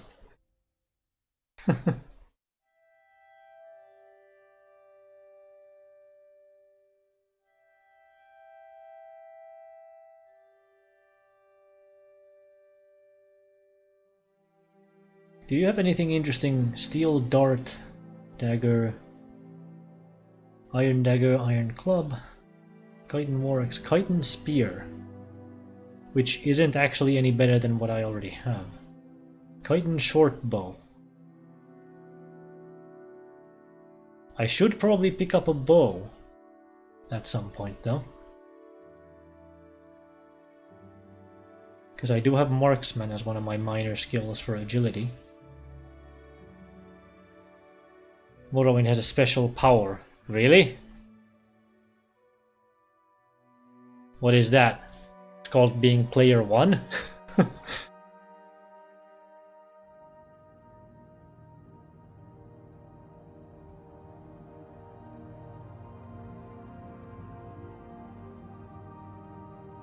So either this is going to be a meme or it's something I haven't noticed yet or unlocked.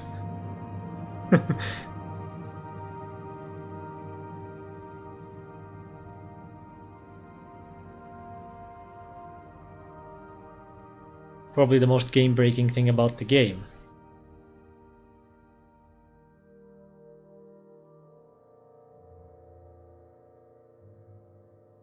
Or she. Go on. It's gonna be something about the AI. Cannot overdose. Okay. On anything.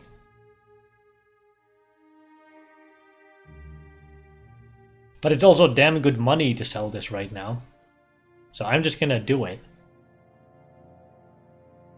Also, can I haggle you up a couple? Maybe even 3 gold? There we go. I'll keep the sugar for now, I guess.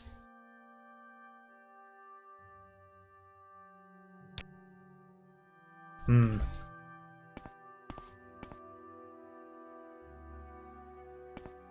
Khajiit du elf.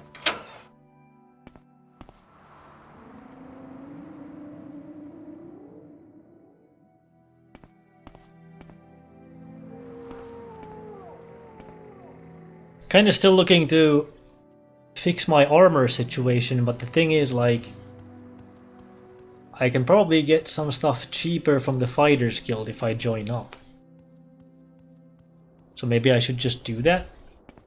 Because from what it sounds like, I can get away with it and not really worry too much about angering other factions, at least not yet.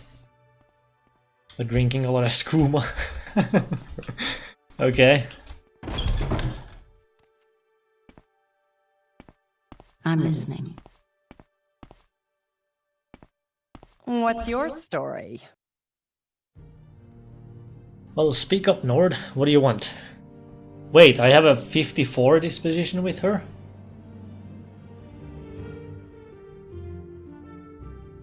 Shouldn't it be 57 for being a Nord? And having a default at 52 for personality.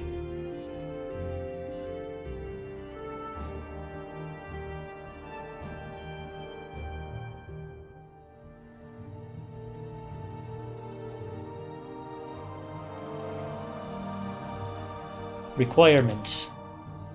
Select for strength and endurance. Stewards accept only those proficient with long blade, axe, and blunt weapons. Well, I have long blade. Up to 40 anyway. Guildsmen must know how to block and how to fight in heavy armor. I don't have either of those. Must also provide for the repair and upkeep of their armor. Well, I do have armorer.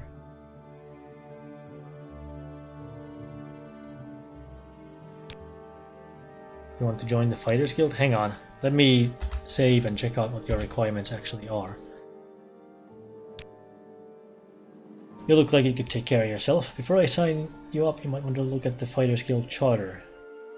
I've already read it, though. Your lords and brethren, in all ways proceed with honor and valor, keep a keen and watchful mind, and never succumb to the craven tricks of the weak. You are permitted to use items in our equipment chest. It is traitorous to fight or thieve from other members of your guild.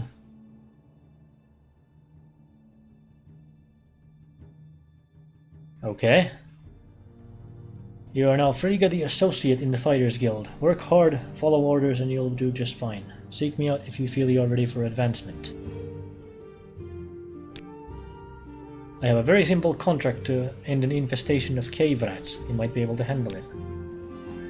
Go to Drain Telas's house. It's here in Valmora, along the river to the east side. Ask her where the rats are coming from. Kill the rats and get your payment from Telas. Report back to me once you've taken care of this. Okay. So it's the traditional RPG staple of killing rats. Let's check out that equipment chest. Apparently it's free to take now. What is it? Rank Associate. What do we have? Ah, there's 3 arrows here. That's interesting. Hammers. Restore health, restore fatigue. And a crappy fur helm. Take the arrows and the hammers.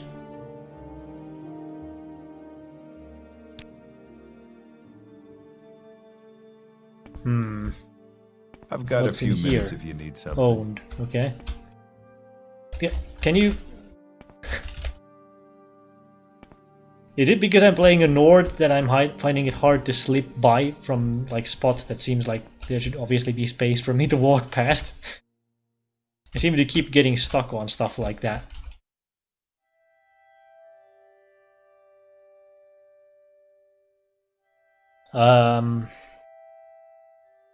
So what do you actually sell? Armor, heavy armor, blunt weapon.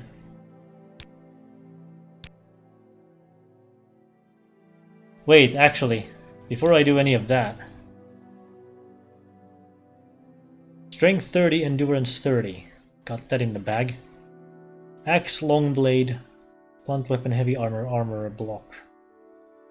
Need 1 skill at 10. Well, I have armorer and long blade out of those, though I do aim to mostly use spears. if I played Bosmer. Huh. Are Bosmer smaller than Dunmer in this game?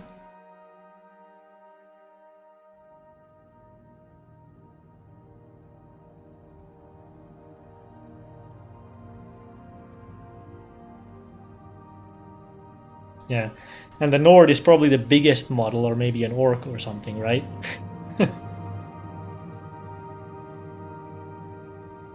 So do you have medium armor pieces? Heavy, heavy, heavy, heavy, heavy. Light. Heavy, light. Nobody has any medium armor. That's annoying. Altmer usually. Bodyweights, I think. Well, I mean, Altmer are usually the tallest, but they might not be the widest, right? Unless it's just a linear scaling, in which case that would mean that they're also the widest.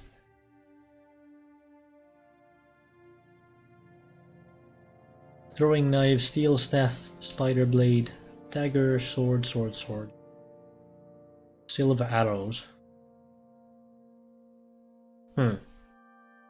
Altmer are the tallest, yep. I mean, in the other games at least they are, that's true.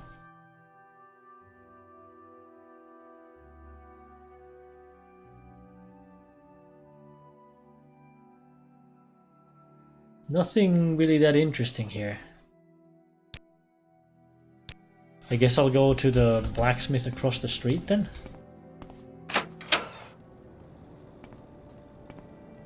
No, that's the bookseller. Armorer, okay, close enough. From where do you hail? Council seat of House Lalo, how can I serve you? What are you dealing? Looks like most of these merchants don't actually care about the sugar. They just cared about the skooma, which I sold off. Okay. Battle axe. Ah, here we go. Bone mold armor. Medium.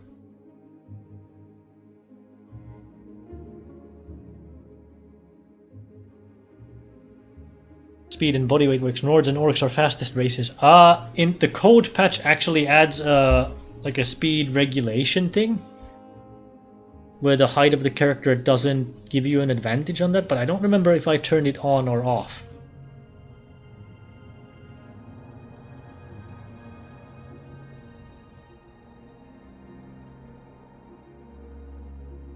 I don't know if you guys can tell from the screen either, because speed is also, of course, pretty variable in this game, depending on what your actual stat is. Chitin Cuirass is light. Chitin Shield. Bone Mold Helm. Netch Leather light. Okay, so I need some medium boots.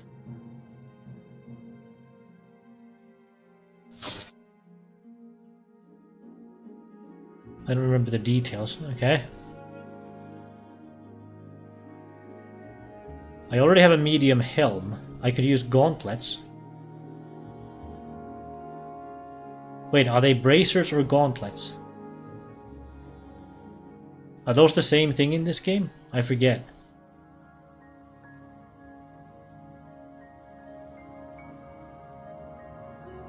Medium greaves. I already have medium greaves as well. Helm. Left pauldron, left bracer, right pauldron, right bracer. No. Okay. Wait. Armon and bone mold pauldron. Value of 120, weight 8. Armor rating 22.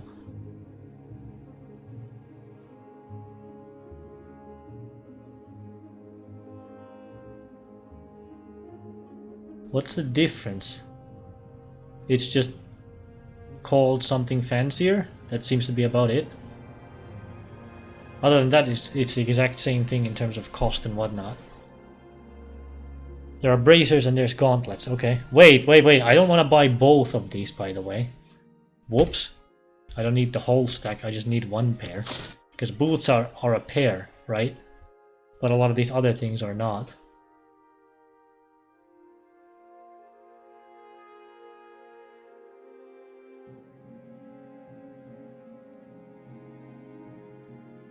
Left and right pauldrons.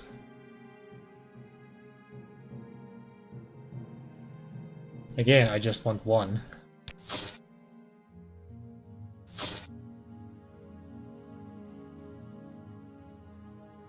The bone mold Kiras would actually be higher armor rating than my thing.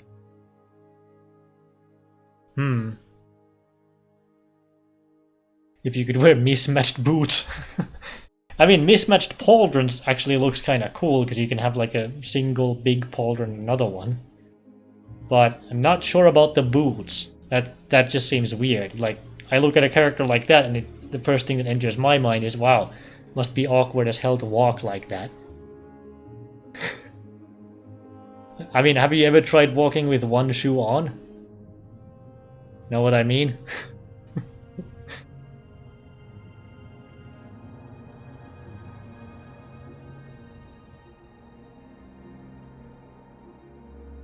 Oh, here's gauntlets, by the way. Except they're netch leather, light. I guess you don't have medium gauntlets?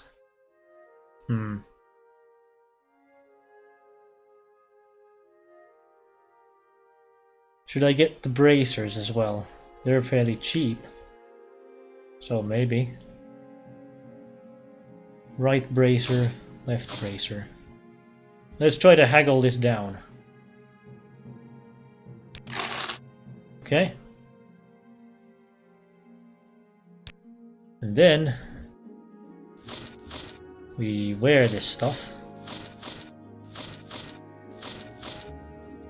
and sell off the excess things that we don't need. Well, my armor rating just shot through the roof compared to what I had before, because I was sitting at like 9 before. So I now have everything medium armor that I'm wearing except for gauntlets, because I don't have any.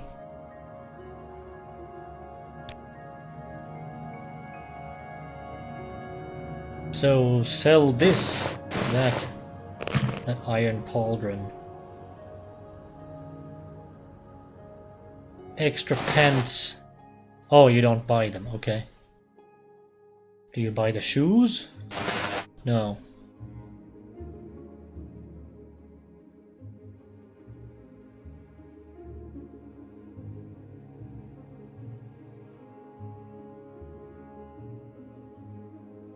I guess that I'm a little bit worried about my carry weight now, because this weighs quite a bit. Top faction among Daedra worshippers. I approve. Really? I mean, it happens to be the medium armor that's available to me right now, so that's what I'm going with. Not really trying to lean on the Daedra worshipping. Wait, it's the hammers that are weighing me down a ton. Yeah, that's what's giving me like almost all that weight. Okay. Haggle up a couple of points. Okay.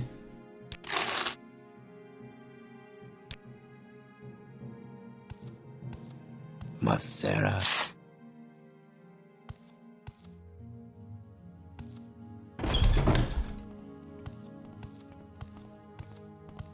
So what do I do about this? What do I do when I have useful items, but I have nowhere to stash them?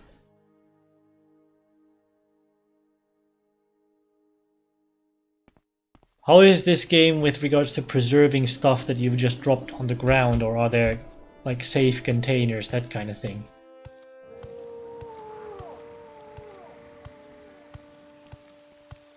Find a place to stash them? Such as? What's your story? Like, it stays? Wait. So, like, just anywhere? All containers are safe. Really? Okay. I'm gonna... Some are owned. Do I know you? But this crate, for example, isn't. Right?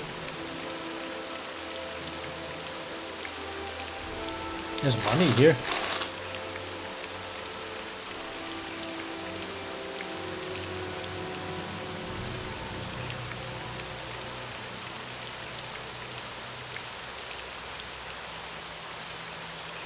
So I could just put these hammers in here and they'll stay in there. And I know that they will be on the top chest next to the Fighters Guild.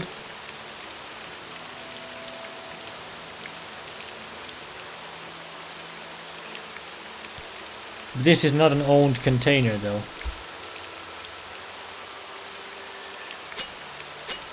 Okay, so that's the huge amount of the weight. And you know what? I'm gonna leave my tools in general here because there's no reason to carry around that many.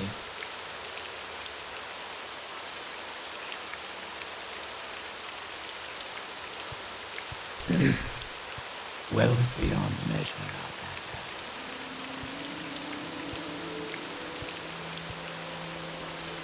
Oh wait, my spear is unequipped for some reason?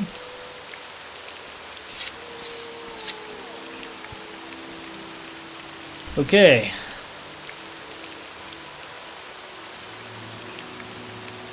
So, where is this lady's house that I'm looking for?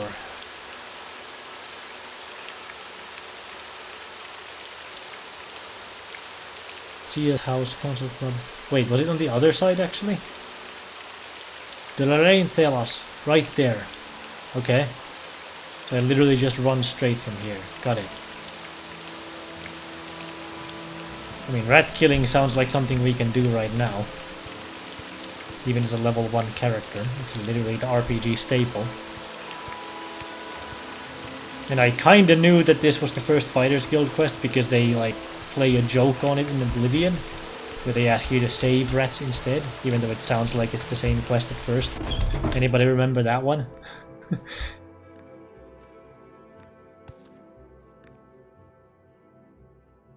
Are you the one they sent to take care of the cave rats? Yep.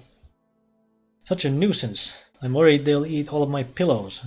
You like pillows, don't you? Anyway, I've got one trapped in my bedroom here and the other two are in my storage area upstairs.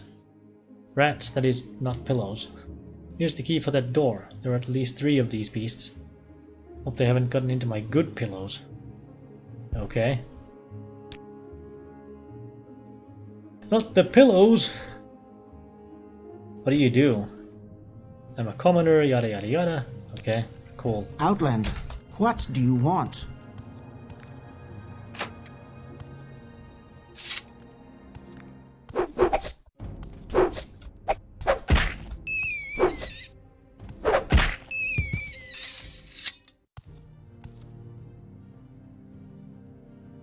Rat meat. Looks like I can make something of that. Owned pillows. Commoner and a pillow enthusiast.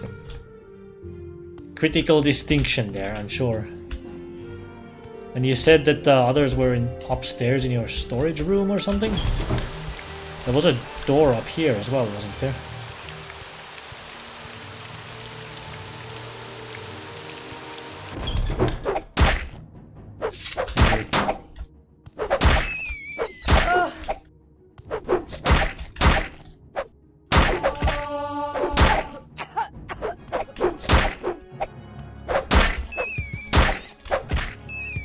What was that little cough? Also, that was surprisingly tough. Wow, okay.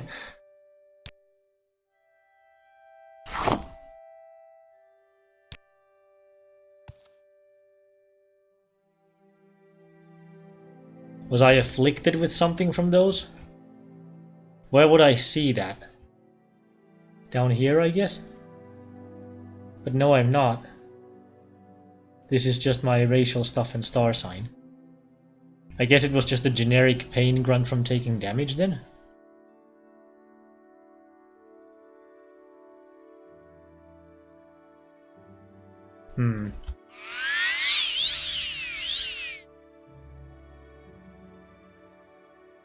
In magic effects. I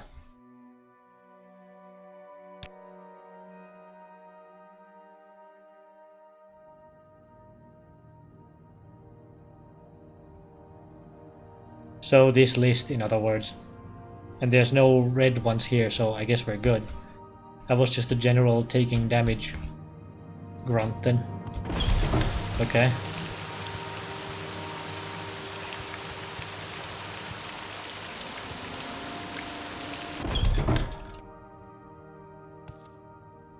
Yes, Outlander? Hello again.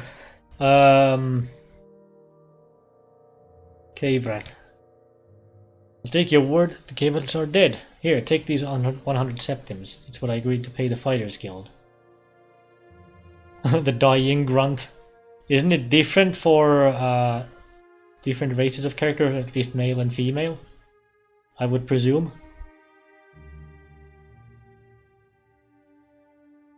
Stupid! What?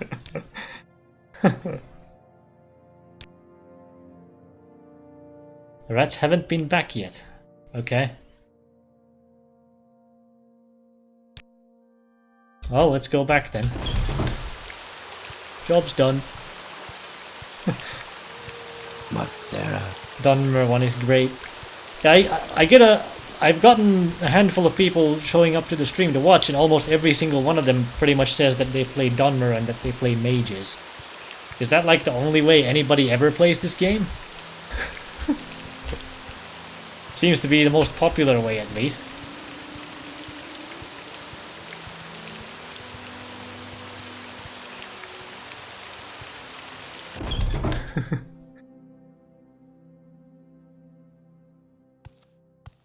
I suppose I have a moment. What is it?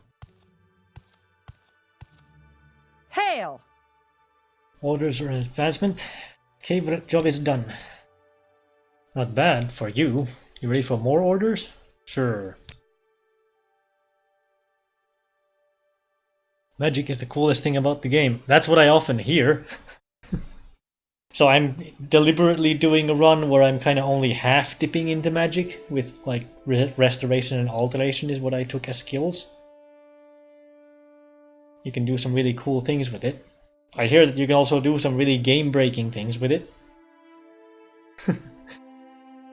Not just like absurdly high stats, but shit like floating in the air and taking pot shots with ranged weapons at enemies that can't fight back and things like that. Or so I hear.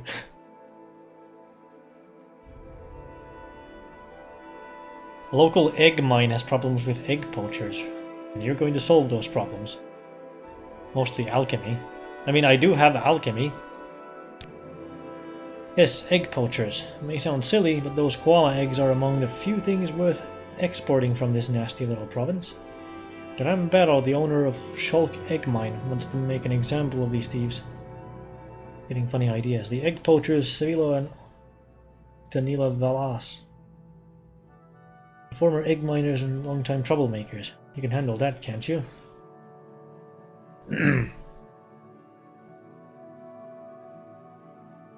You are expected to be able to fly if you're a wizard. Really? Okay. I mean, I do have alteration as a skill on this character, and I know levitation is a spell, so... Okay. I did call the character Valkyrie, so it's not like the class, so it's not too far off. Mine is a short distance southwest of Balmora, in the bluffs west of the Odai River. The old suspension bridge across the Odai is just southeast of the mine entrance. Follow the river south of Balmora until you see the bridge overhead. You're not afraid of a little swim, are you?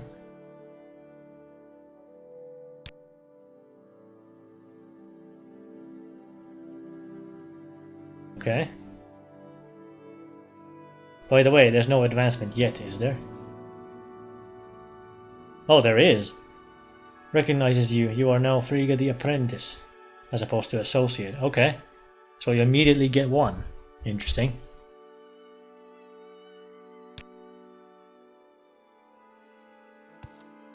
May I help you? This could be a bit tougher because it sounds like we're fighting actual people this time. Let's make a save here, shall we? 13 would be the next one. What's your story?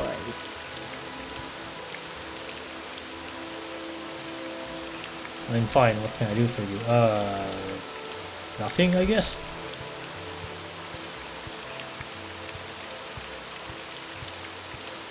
So I know where the river is down here, so I guess I'll just go out the south gate. And then muck about until I happen upon it. Death is upon you. You should find a healer. What do you mean? I'm full health. I'm missing some magicka, sure, but...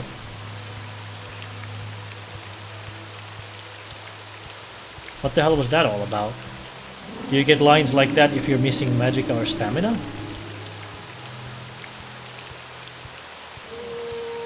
I know NPC said that to me before when I was running around half health, because I was out of magicka to cast a heal, but like...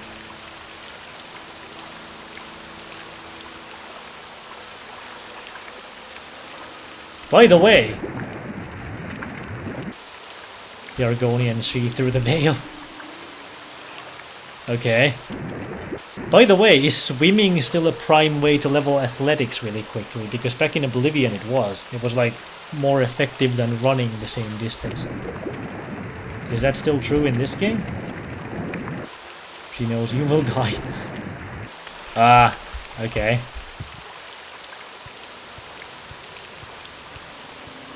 Sorta. Yeah, it is. Okay.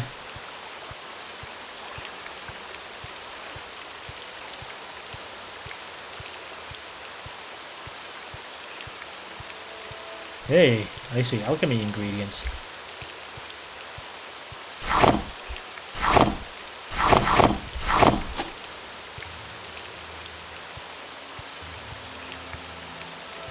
And yeah, as you can see, I have the graphic herbalism mod where it's still rolling to fail and whatnot, but it makes it obvious what I've picked up and it doesn't open the useless extra container window, but simply assumes that I always want to take all.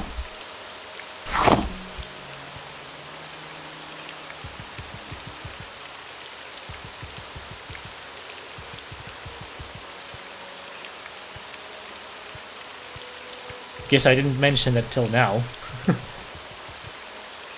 Is this the Shulk egg mine? It's literally on the front page of the Nexus if you look at the most popular mods for this game. Not exactly hard to find or anything. And I had another person on the stream yesterday who said they used the same mod. Nope, that's not a mine, that's a tomb. Objects? Basically?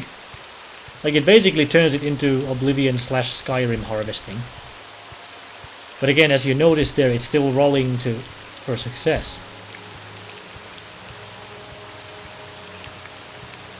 Oh no, that's not how that works.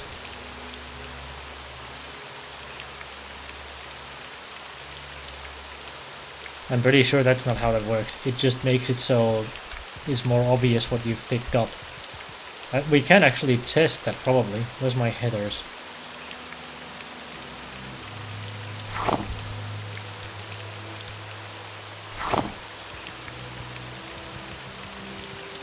It's like a leaf, it doesn't actually grow. It's not the same thing. By the looks of it. Are these the poachers or are these the miners?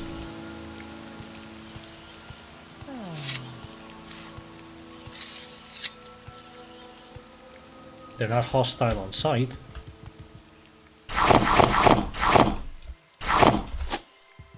And you notice there that fails still happen, so it's not like it changes the rules of how it works, it just streamlines it.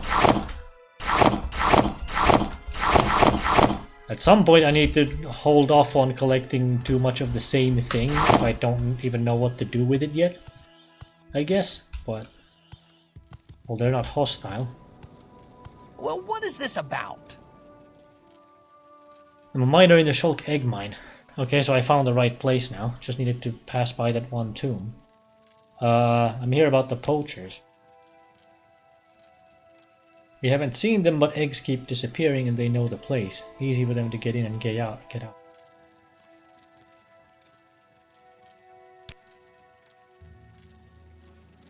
Just that usual crap. Okay. I'm just out here taking a break. used to work here. Not good people could be hiding anywhere in the mine. Okay. What's your story?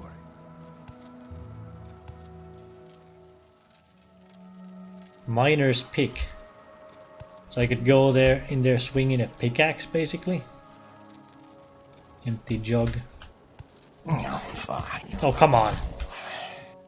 Seriously, I get stuck on everything all the time.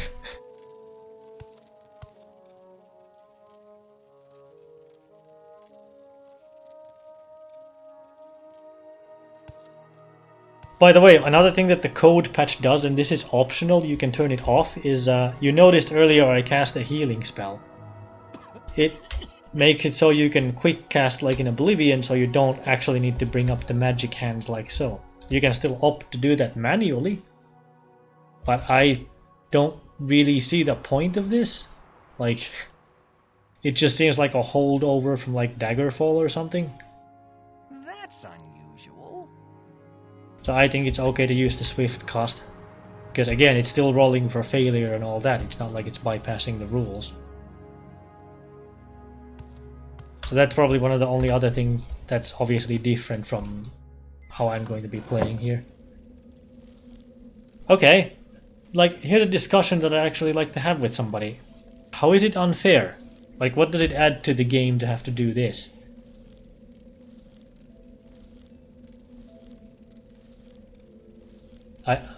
Casting time.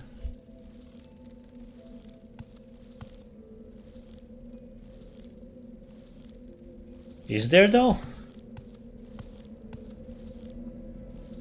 Like if there's variable casting times for the spells once you hit the button, that's still gonna be a thing, right?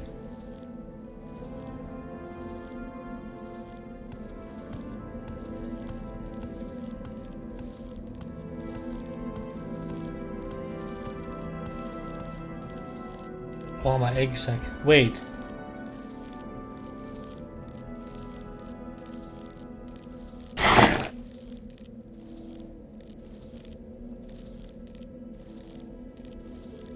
If I'm here to stop poachers, I probably shouldn't be collecting these myself.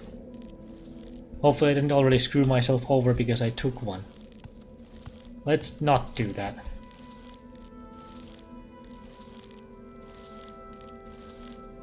Interrupted or take up valuable time.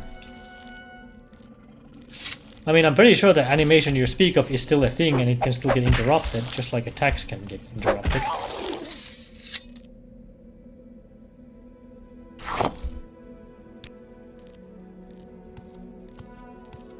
Because the actual casting animation still happens. It's just that you don't need to do this first.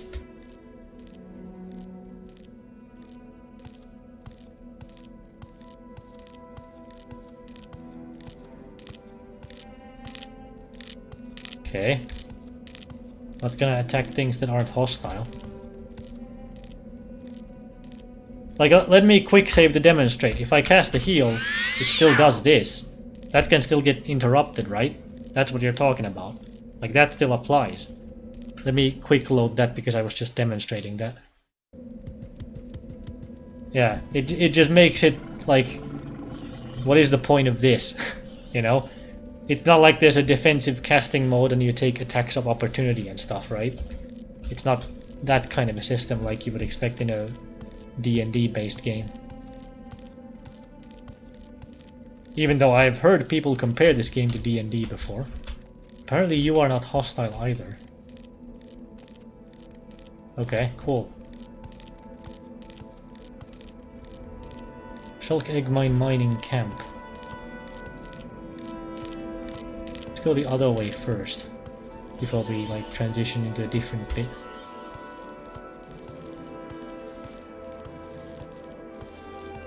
Weird critters. For some reason, the like little larva things always attack you, even if nothing else in here really cares. Does that aggro the workers? No.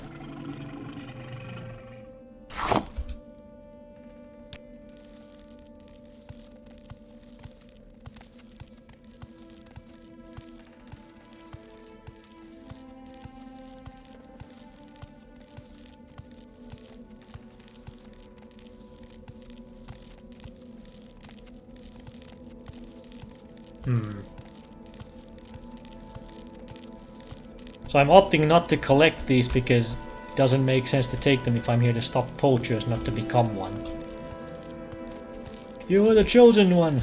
You are meant to bring destroy the Sith and not join them. Whatever the quote is. Whoop. Didn't mean to smack you over the head with it. That's not very effective. Whoops.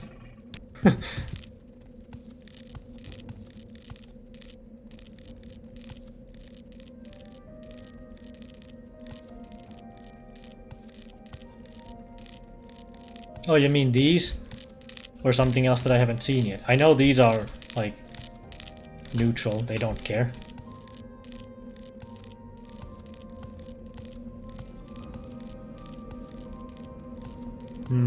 By the way, how is... when I'm in a cave like this, is this super dark?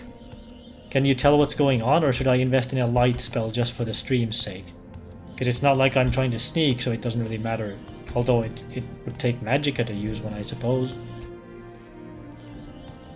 Or, you know, charges off an item or whatever.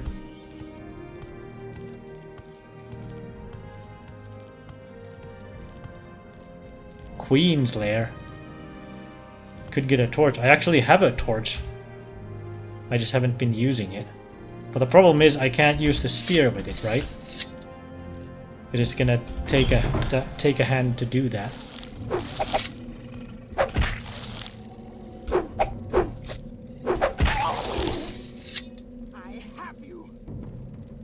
Uh-oh, I hear somebody. What?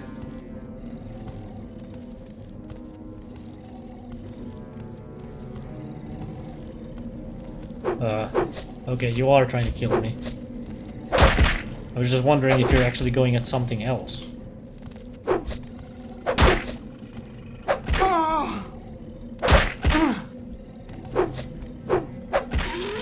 Whoops! Trying not to hit that. Please tell me that you're just gonna run away. Stupid! Stupid! Calm down. Calm down. Ow!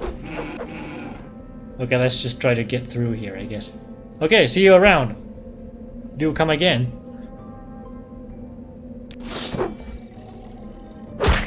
Ow! No, no, no, no, no, no, no, no, no, no, no, no. Let me go. I don't have a calm spell. I don't have a calm spell. Oh, it's you. Wasn't the worker. I was gonna say, oh, hang on. This doesn't seem like what the worker was doing earlier. So here's the other guy. Seems like we're doing just fine simply outstepping and brute forcing it against them.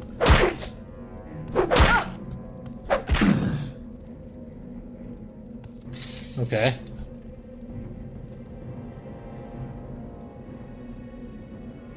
Pants, eggs. Yeah, just dispose.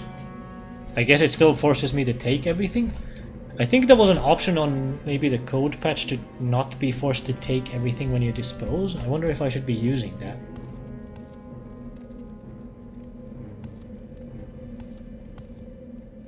So this goes in a circle, right? Okay. Oh crap, that failed. That's not good. Maybe I can do a little peaceful exploration here. Because I wonder where this queen is. I assume it's gonna be like an insect queen type deal.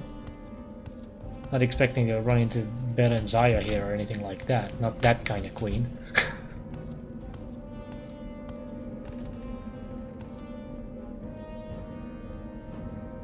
Unless it's one of these workers and it looks the same but actually isn't.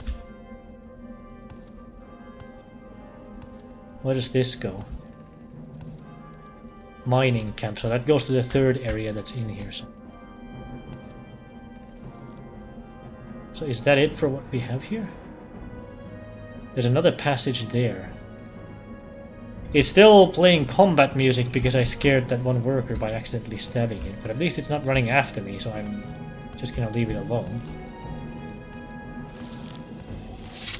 Or it's this thing. It was somehow stuck back there or something.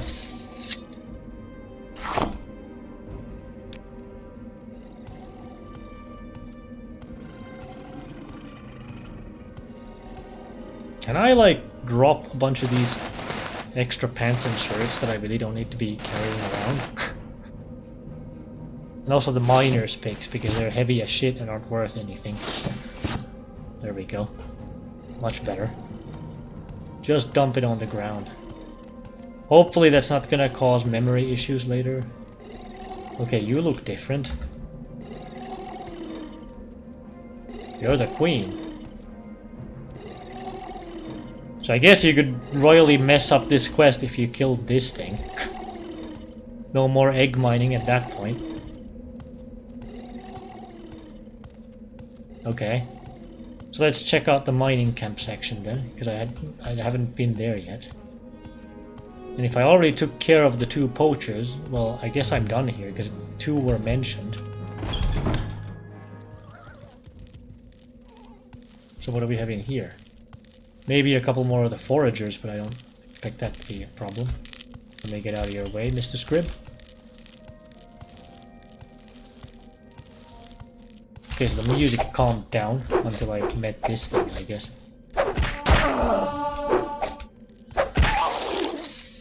Level up, huh? So now we're to that part of the game where I need to contemplate whether to actually take it or not. Is resting going to cause me to level up no matter what, or do I need to be in a bed? Trigger it. Because in Oblivion you had to actually find a bed, but you could just, like... Well, you could basically just wait in the wilds and not have the level up trigger. Because I know it's unwise to rush to do it before you're ready. I did play Oblivion. Who are you? You're not trying to kill me. Okay, that's cool.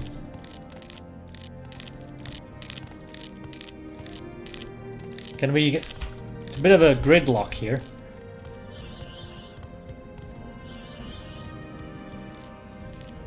Call a warrior is a worker who ate a forager and stood up. What? I haven't seen one of those yet then, I guess.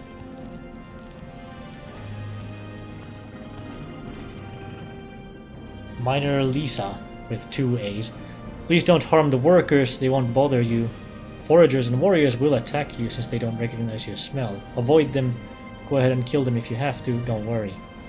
I can replace them fast enough. Yeah, I accidentally stabbed one of the workers, but I didn't kill it, so hopefully that doesn't make a difference. We don't know anything about that, we're just doing our jobs.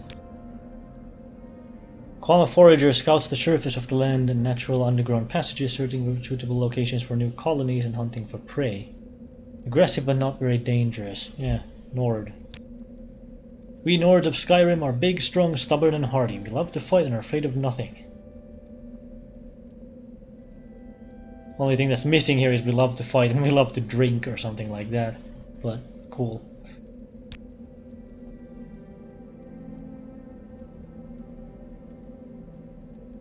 Slavery is protected by law in Morrowind. Illegal throughout the rest of the Empire, but some Dunmers still defend their ancient right to own slaves. Slaves are bound by enchanted slaver bracers. Bracers drain the magic from the slaves so they can't use magic to escape. Unless you have a key, you can't get the slave bracers off. If the Dunmer claim the right to own slaves is guaranteed by the armistice. This sounds like a pain point for my character. I wonder which of the houses and factions are most behind that and which ones are not. Like, would this be something that the temple is totally cool with? And they will take issue if I start freeing slaves? Because I already freed some in the very first, like, smuggler cave in the game.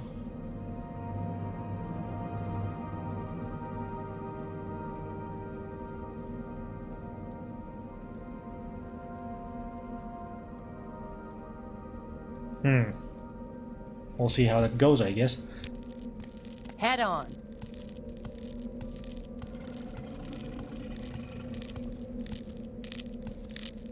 Considering the Telvanni were characterized as conservatives, they probably at least backed that up. Don't know about the rest though.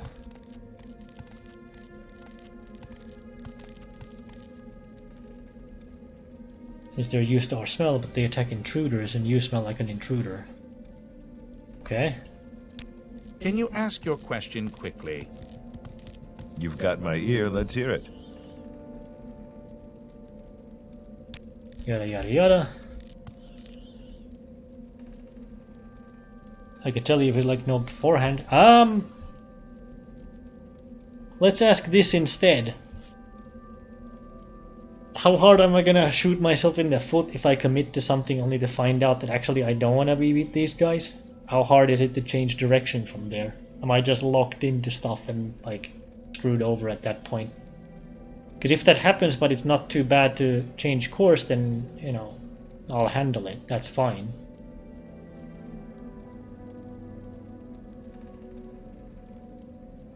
You know what? Let's try persuasion on some of these people. I think so too, but it's good of you to say so. So what's this about? Persuade you.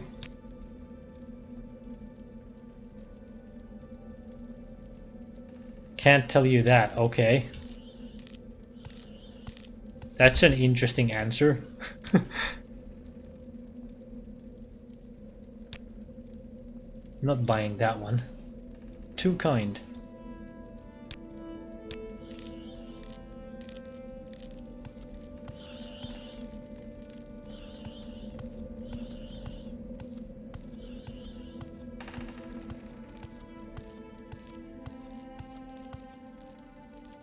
Shulk egg mine. So this goes back to the first area, through that door that I saw earlier.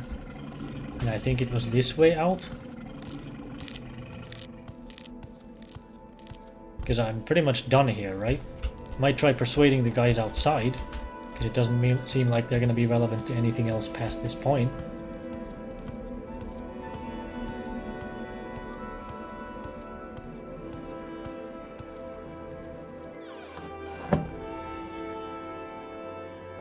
Okay.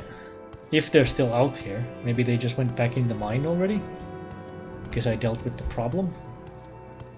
Wait, that's the wrong way. That's not where the camp is. It's right here. Whoops. Quick save. Talk is free. What do you want? Just out here taking a break. Okay. That was a fail. Someone has taken their toll on you. Maybe you should get healed. Yep. Now you're actually correct. Okay, that was a fail. Can I, like, camp out with you guys for a second? So I'm gonna save, because I don't know how this works. If I rest out in the wilds, does that initiate the level up? Yeah, it does. That's not good.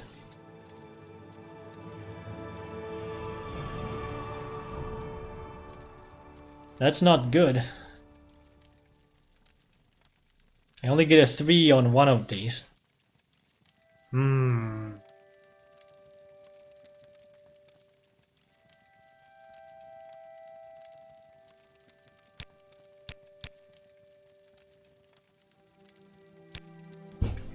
going to back out of that. This is why I saved. I did point out ahead of time that I was going to test something, so hope nobody minds that.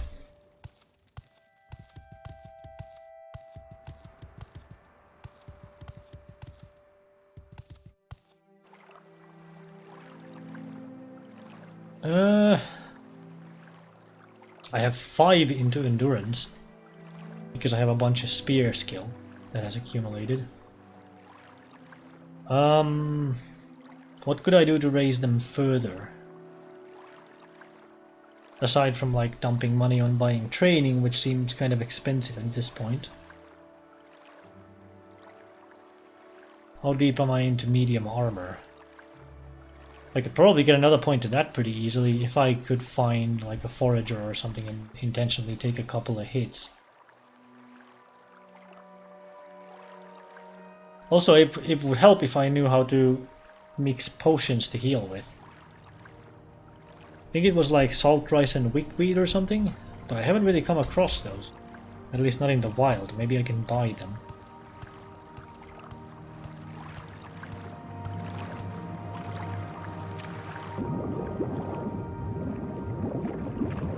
Let's swim back to Balmoral. And that's the wrong way, isn't it? Wait, no, we did come from the south. Did we? I'm stupid and I can't remember. No, we came from the north. Yeah. We want to go this way, yeah. So I was going the right way the first time around.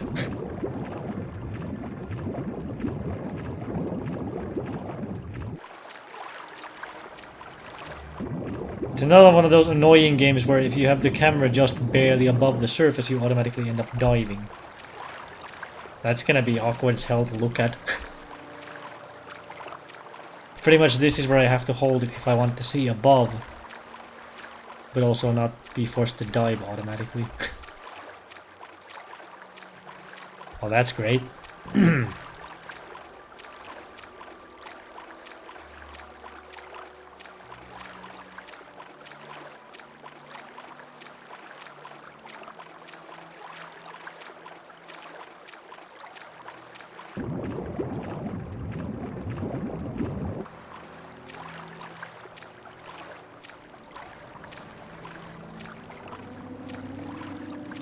Da-da-da-da.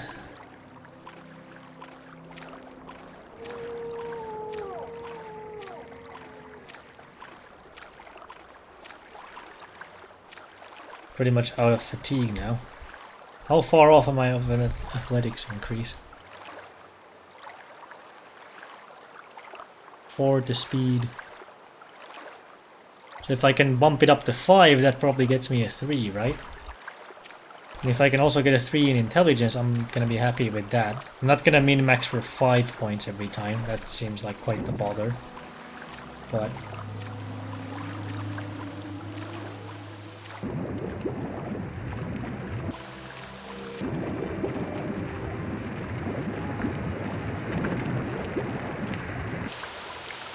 oh, you can actually hear the sound of the rain underwater. That's an interestingly like high fidelity feature for a game like this. Huh, okay.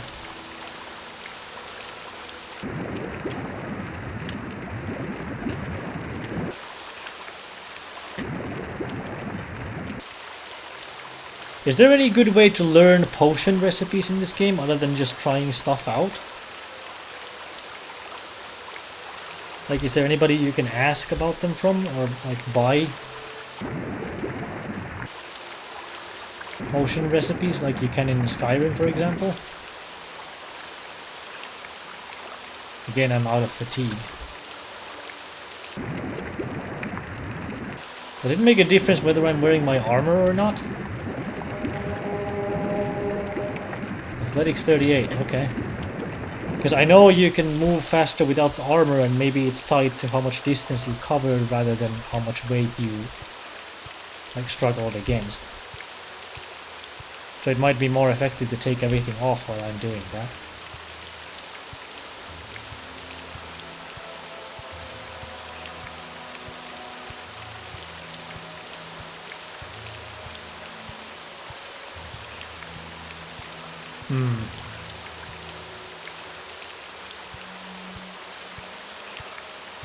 I should do some more alchemy to get a couple more intelligence increases.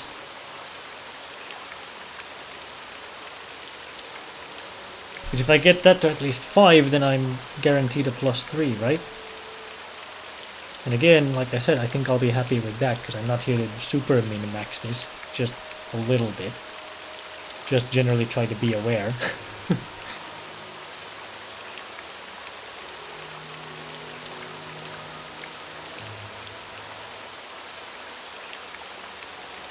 Or depending on how easy it would be, because maybe I can just like sit at the alchemist and buy ingredients and keep making stuff, sell it back to them. Might even go for more on that particular thing, because I do kind of need to do some catching up on intelligence since it's low.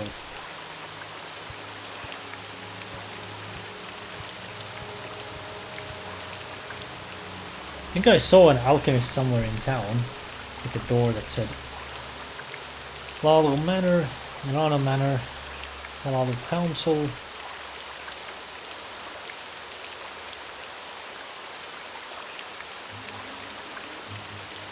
Fine alchemist. Wasn't there also like a regular alchemist somewhere in here? Ravier.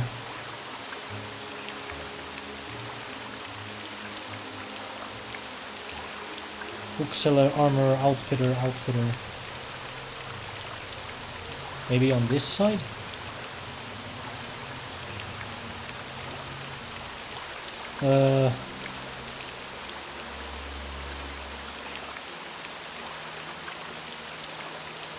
Because I'd likely want to find whoever is the like lower level version of the same thing. Why do I have a memory of running into a door that just says alchemist somewhere around here?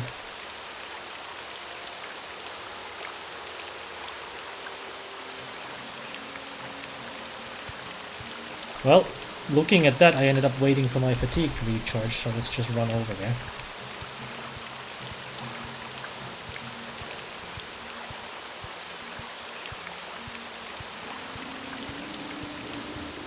Because wasn't there one that... Am I thinking of a different town that I already went to at some point? But there was like an alchemist right near the door. Was it this building?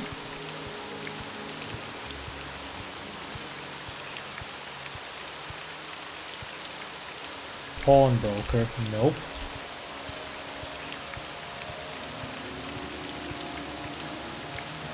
Outfitter.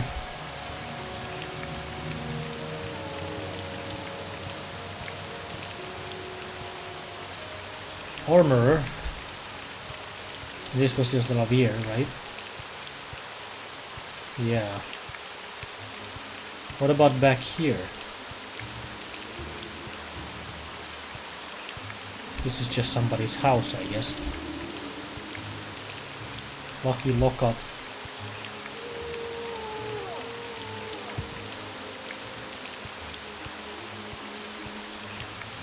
Council club.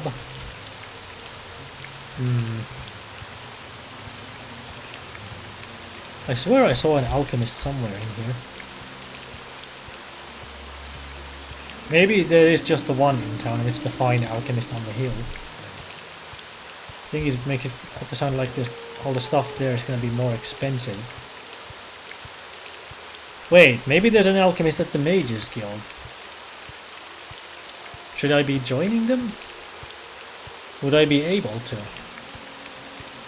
Can I coast by in there with just alteration and restoration? Are they going to require me to have like destruction because that's generally how mages fight? Although that's not exactly the case because you can do other things as well. Bookseller. What's your story? Getting stuck in narrow passages on you. That's what my story is. I guess we'll go to this fine alchemist then, which was up here. And like back here. What happened to you? Alcaria alchemist, fine clothier. Okay. I mean, here it doesn't actually say fine alchemist, so maybe this is what I remember seeing. Problem. Yeah, this is what I remember seeing, because I ran into an alchemist shop on the test character. Like, no gear or anything. When I was mucking about, checking that the game runs reasonably stable and that my mods work. So this is where I must have come then. Okay.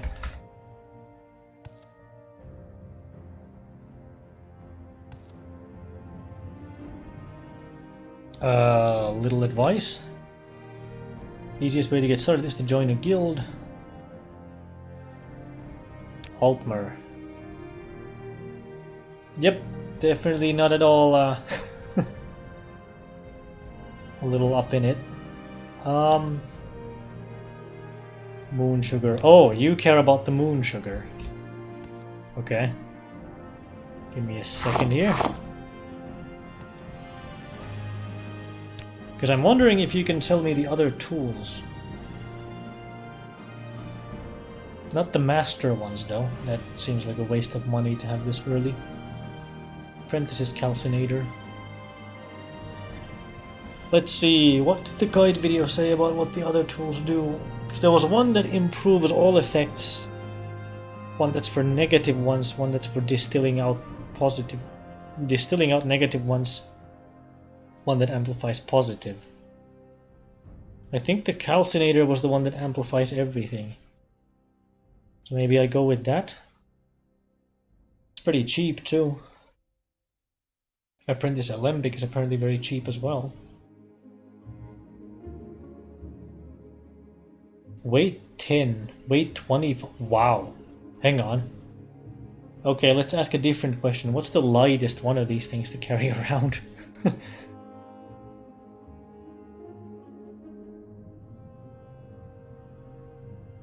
Journeyman's Retort.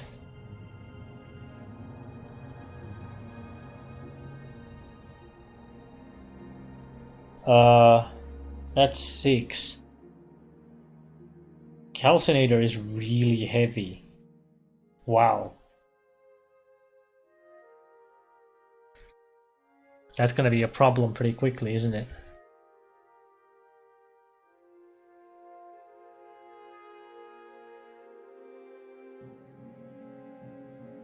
Restore fatigue. Wait, that would be something I made for myself. Let me sell that. Okay, let's not haggle then. So you have ingredients as well.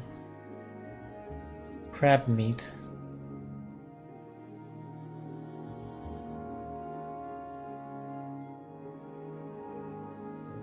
Grandmaster's Mortar and Pestle. 4,000. Wow, okay.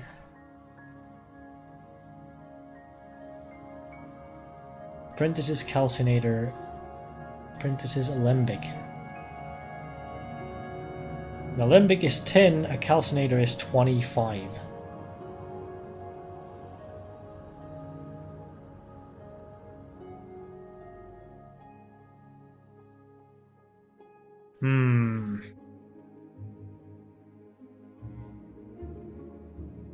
Journeyman Alembic is 7. Wait.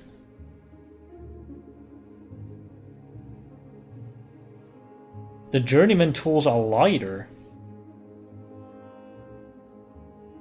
And the Master ones are even lighter. Oh.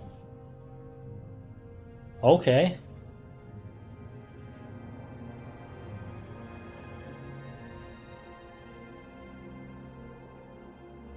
And you know what? The Master's Calcinator isn't even that expensive.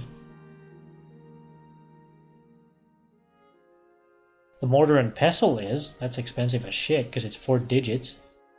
Same for the Alembic.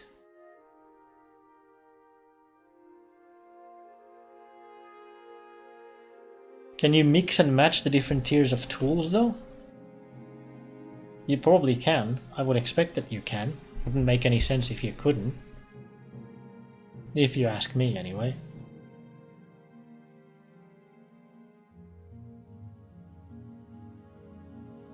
I'm just gonna buy one of these. Can I haggle down a couple of points? Okay. I suppose I could spare a moment. So what can I make with stuff that I have on me right now? Let's take a really deep dive into that. Where's my Mortar and Pestle? And it automatically picks up the Master's Calcinator. Okay. What can I combine these with?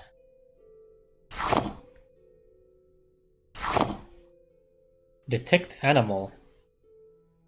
Okay. Failed. Chokeweed, drain willpower. Sure. Succeeded. Coda flower, cornberry, cork bulb, gold canet, heckle low, heather. I really need to find something to use the heather with because I have a ton of these. Ashian? Nope. Anther, Coda Flower. Restore and Drain. But apparently this has a secondary effect that does the opposite, because it matches with that. Okay. Well, I tried. Heckle Low. Woodkinet. Cork Bulb. Cornberry. Crash Fiber. Drain Speed. Okay.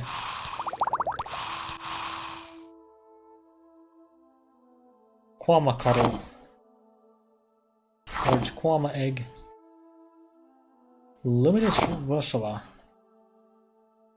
Racer Plumes. Oh, that's from the Cliff Racers.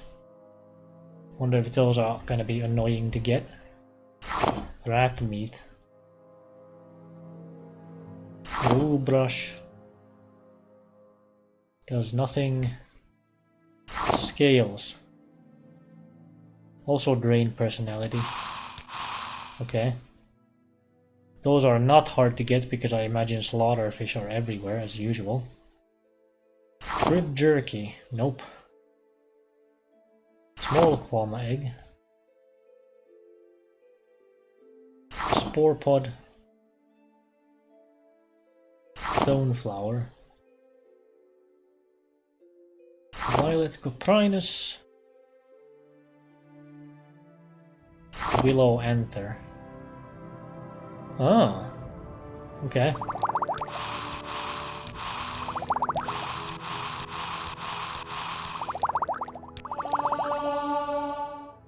Alchemy 19.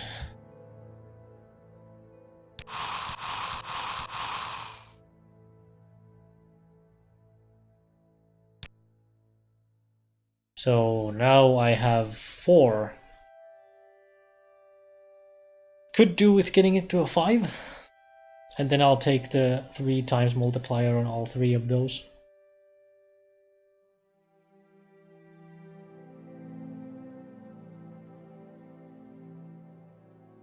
So what else can I make then? Surely there's more things that I can make here. How about the 2 different Quama eggs? They have a matching property, don't they? What else has Restore Fatigue? Pretty sure I had something else as well. Squid Jerky. What happens if I just find all of my Restore Fatigue things and just slap them together? That's probably just wasteful. That adds Paralyze. Okay.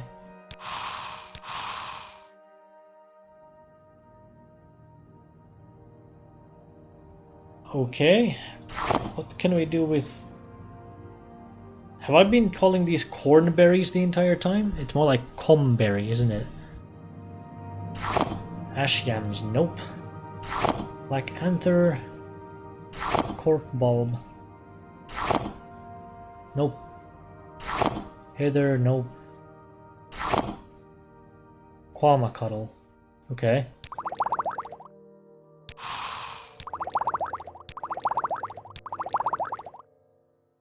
Okay.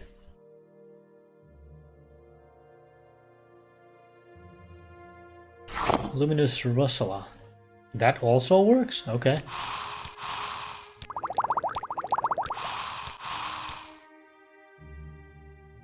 Okay, I'm out of those. What about Cork Bulb then? Gold Kinet? Black Anther? Ash Yam? I'm overlapping a lot of things that I've already tried here, but I'm just really trying to squeeze the most out of what I have here. With no regards to potentially expensive and potent effects that I don't know about, because I don't know about them. And this is what a blind, essentially blind playthrough is going to look like. So, sorry for anybody who's losing their mind over me spending stuff that I shouldn't be spending right now. What can I combine these with?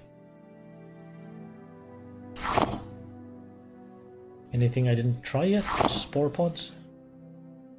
Okay.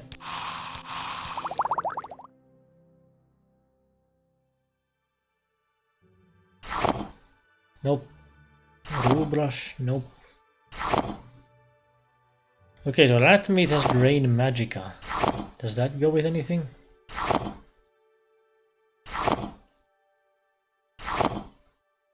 In fact, let's pick this as our pivot point. See what we can slap together with that. Heather. I mean, interestingly enough, this is actually more forgiving than, say, Skyrim alchemy, because in that game you basically just have to guess. But here you can just rotate things through the slots and see what comes out the other end. Restore strength. Okay.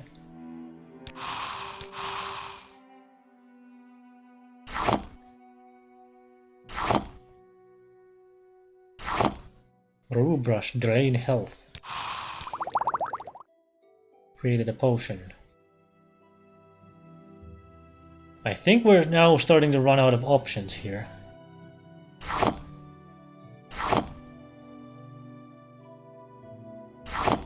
Did I try this with everything yet?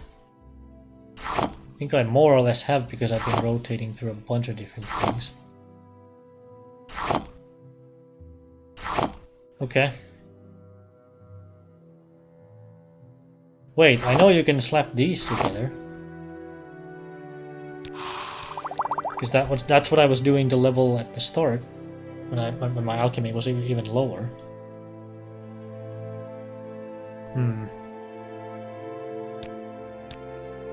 How close are we to leveling it?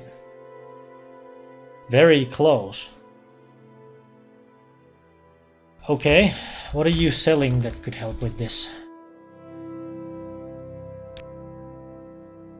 Also, do you want to have a bunch of junk potions?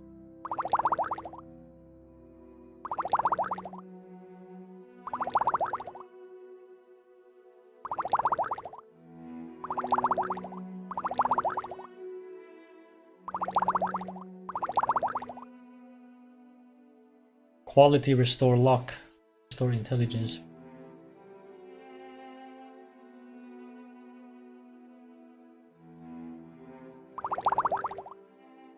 How much would you buy those for? Can I haggle up too? Okay. That actually gets me a little bit of disposition with you as well. Excellent. I mean, the list of ingredients did become significantly shorter from that, so that's something. Bloat. Drain magicka. Wait. That goes with the rat meats. So can I like buy 4? See how many successes I can get from combining those. Crab meat, chokeweed.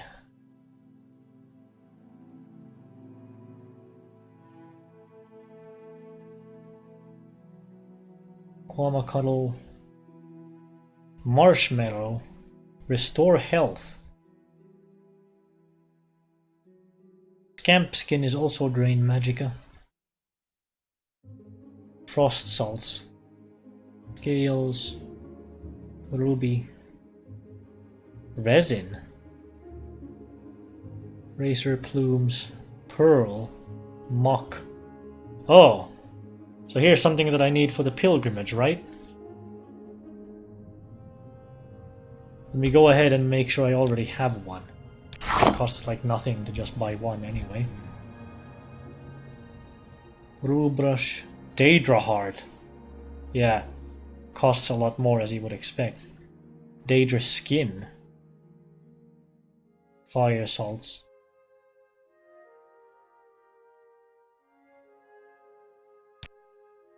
Okay.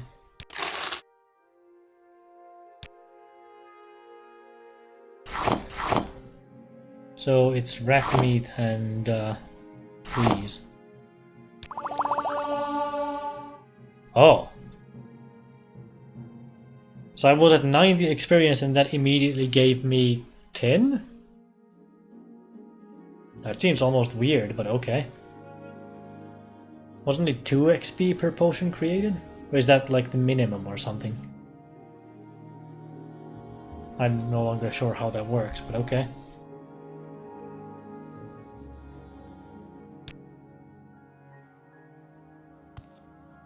So, what do we have? 5, 5, and 5. I think that's what I'm going to rest on. And advance to level 2. Is there a bed I can use in the Fighters Guild? Or maybe the temple? You may speak. I am higher rank in the Fighters Guild, so maybe we go there instead.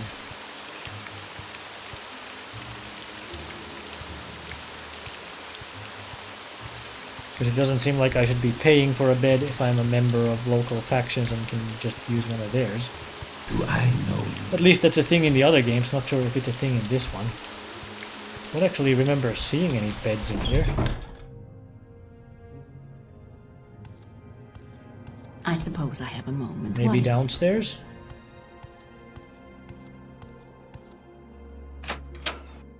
Because I think the charter said something about that. Rank Associate. Yep. I assume that's just the minimum rank. And I'm already past Associate because I'm an apprentice. Until healed, I guess. Welcome to level 2. Intelligence, speed, and endurance. That seems fine to me. You've realized that all your life you have been coasting along as if you were in a dream. Suddenly, facing the trials of the last few days, you have come alive.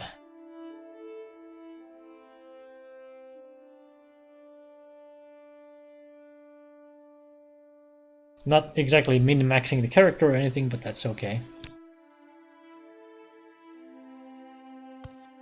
Need to start somewhere. And also, yeah, some of those points actually roll over in terms of the progress to the level, but not in terms of the stat increases, so I need to start watching how I do this because it becomes more and more difficult. Because I basically end up over-leveling. Unless I intentionally pick up levels to skills that are in other things. That's the thing.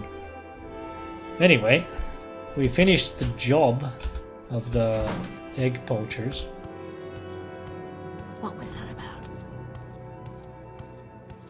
I'm listening, please. Go ahead. Well met. So time to report in. They're dead. You got both of them? Good, here's your payment, 100 septims. And we've got some extra potions from a recent raid. Take these, they'll come in handy. Just tell me when you're ready for more orders. Quality restore fatigue. Okay, I imagine those are okay. I have a pretty high disposition as well. Advancement? You are now Frigga the Journeyman. Okay. So what do you have for orders?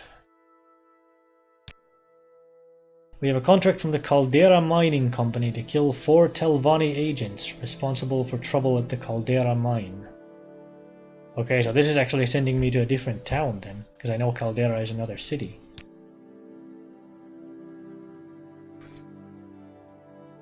The Telvanni agents are responsible for thefts and disappearances at the Caldera Ebony Mines. The names are Alinu Uralin, Sathasa Nerothan Rothina Herothran, and Alveleg. They're hiding in a cave in the hills north of Caldera Mine. But when the 4 agents are dead, report back to me. Take care, it's very likely that one of them is on lookout posted outside the mines. Quickest way to Caldera is probably to have the guild guide at the Mages Guild transport you, but it is your choice. Doesn't the Silt Strider also go there, or was that not on the list? I don't remember. What do you train in? What is your rank? Journeyman? Then my services is not for you, not yet. Okay.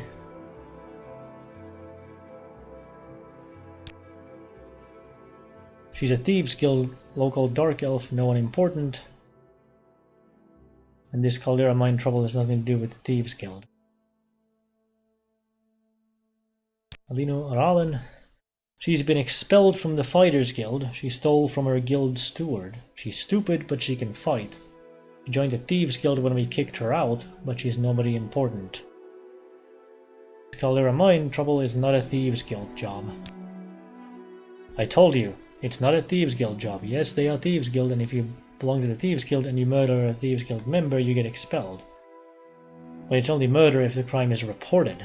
And you're not going to report it, are you? And the Fighters Guild steward tells me that. That's interesting. And after all, I'm your Fighters Guild steward, and I'm giving you a job to do. Don't make me wonder about where your loyalties lie.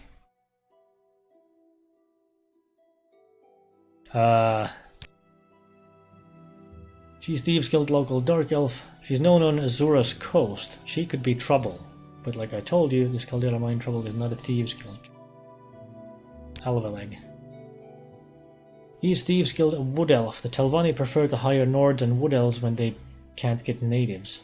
I know nothing about him, but this is not a Thieves Guild job, so he has no protection.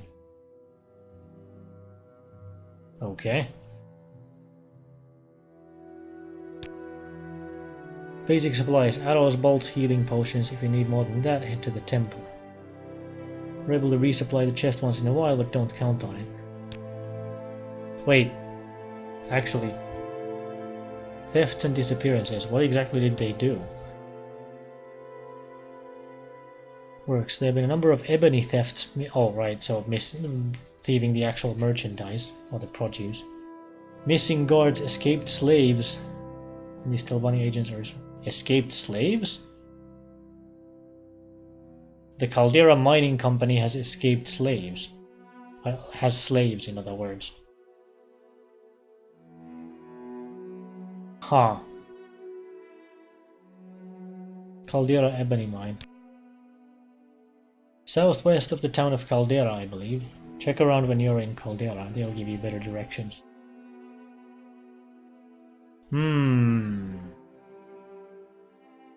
Okay.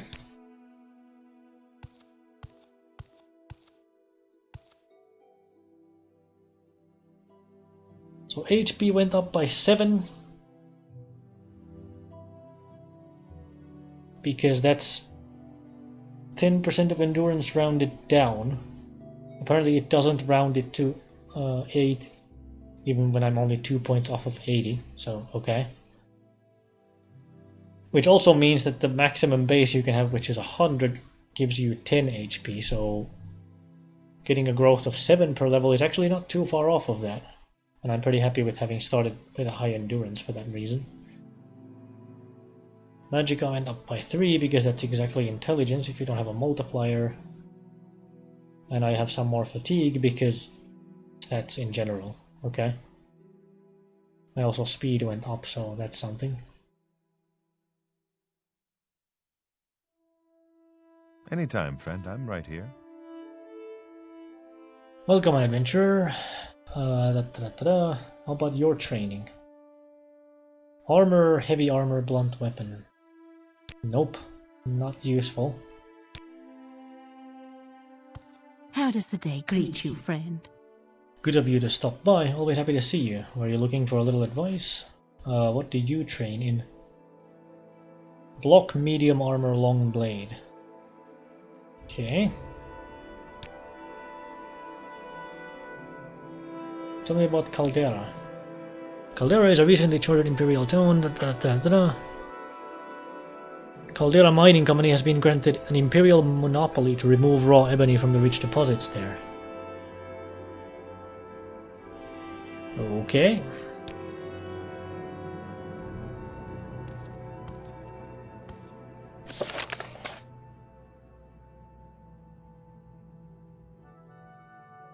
Pilgrimages of the Seven Graces.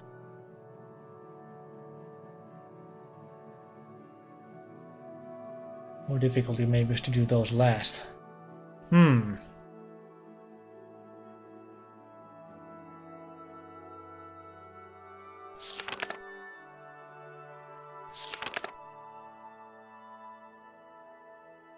So I'm told this is a feature that's like one of the expansions or DLCs or whatever they were called at the time when this game came out.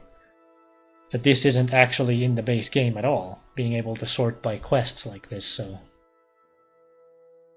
That's handy. Island to the north is pointing to Blood Moon.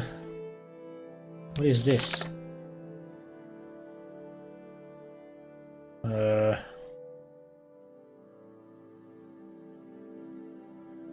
Oh, right, that was the blades thing.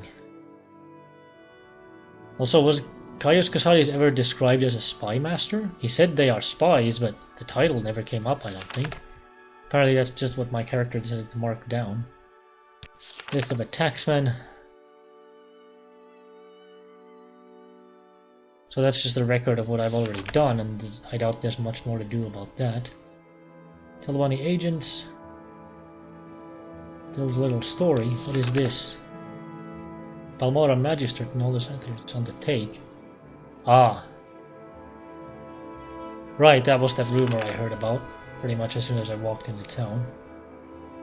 Pilgrimages. And that just directs me to read the book. Okay. The Beauty and the Bandit.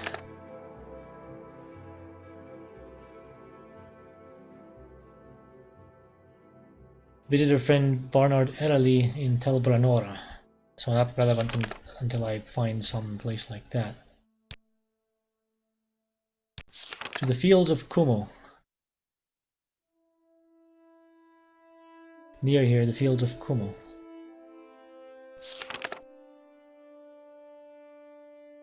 I betrayed that Lord Vivek made a poor farmer.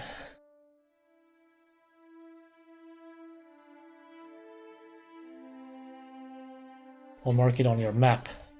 Ah. Okay, so that actually just tells me where it is then?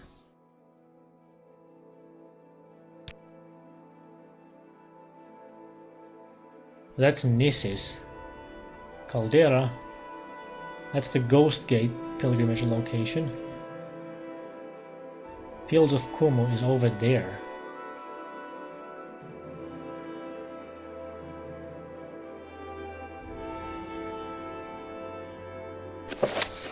What did the book say about this? It's customary to leave a portion of muck at the shrine. Well, that's what I got from the alchemist just now, isn't it? Yeah. So okay, let's do that.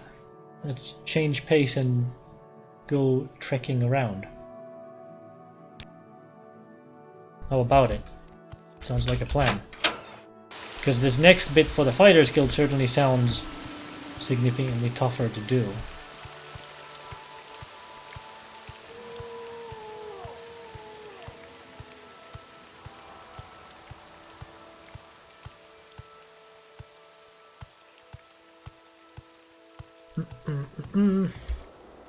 Also, now would be a good time to save as well, I think.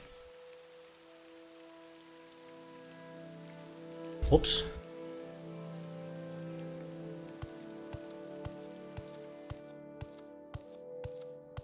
I wonder if that road that I met that NPC on who wanted to go there. Still there. I'm actually a little annoyed that I turned down the NPC's offer because it looks like you couldn't take it up again. So I would totally take it up now since I'm going there myself.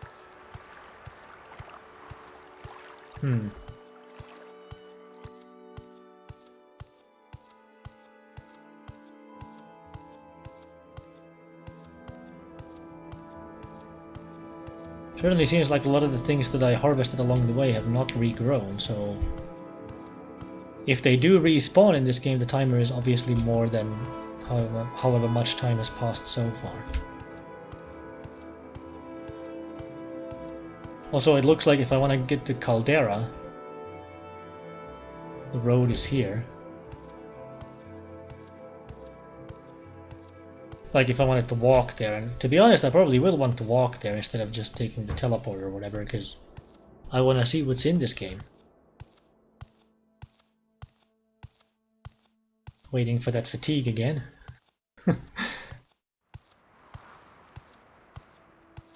Welcome to Morrowind. A lot of slow, steady traveling unless you're teleporting around, which I suppose we'll resort to later. But I'm happy to just leg it to places for now.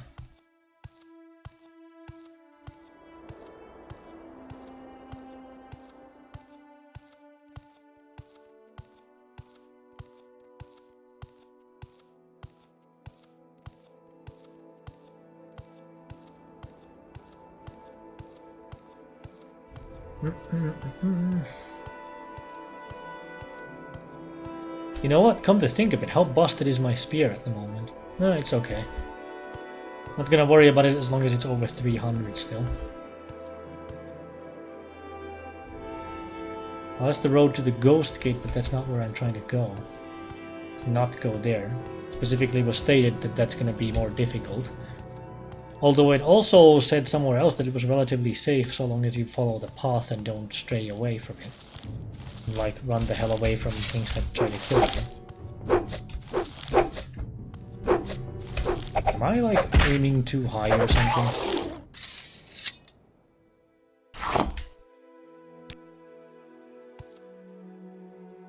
Pelagiad Vivek.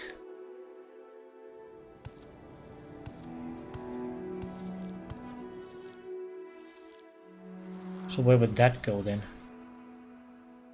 To the La Ode place, maybe? It isn't like over here? I think so.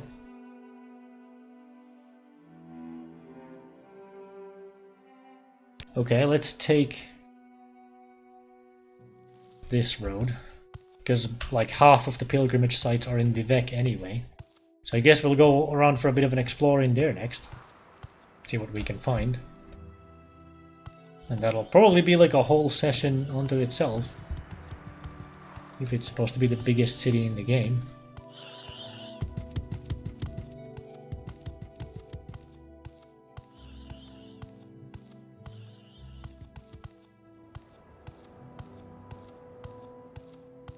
Pelagiad down there.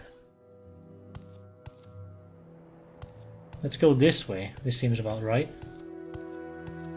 I don't know what Suran is, but maybe it's nearby the place? Wait.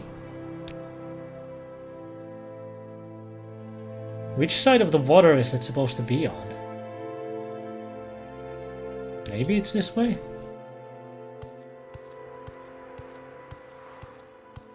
There's stuff to harvest here because I haven't taken this road before.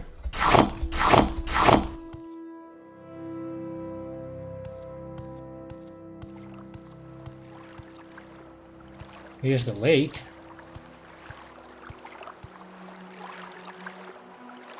Guess we can just follow that. Maybe swim over there. That'll train up our athletics nicely. What?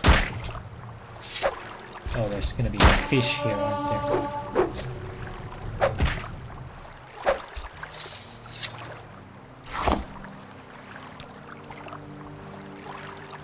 That's gonna be an annoyance if I do decide to swim. Maybe I'll just sort of run along the tide line here, whatever you'd call it, the coast.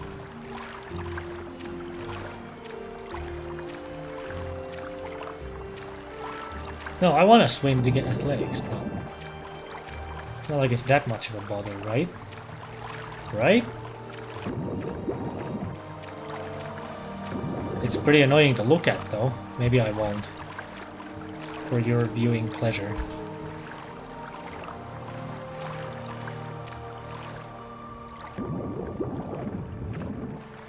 Eh.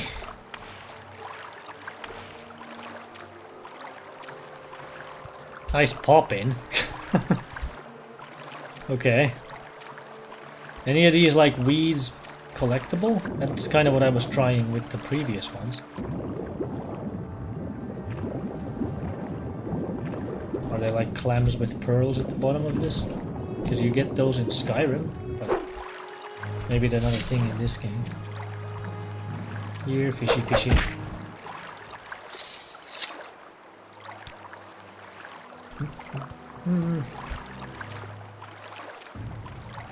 So this would be the single dock or something like that that was described in the book, I guess. How would I know the shrine when I see it? Will I know it? Come on, fishy. Where are you? Did you clip into the ground? No, you're there. There you go. Can't see shit. Need to dive under to, like, be able to...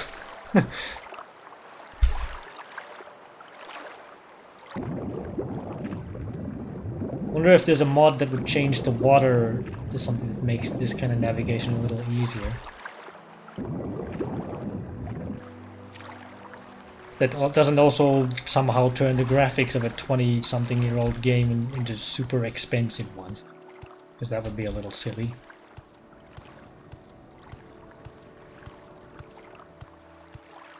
Fields of Kumu. Well, we made it.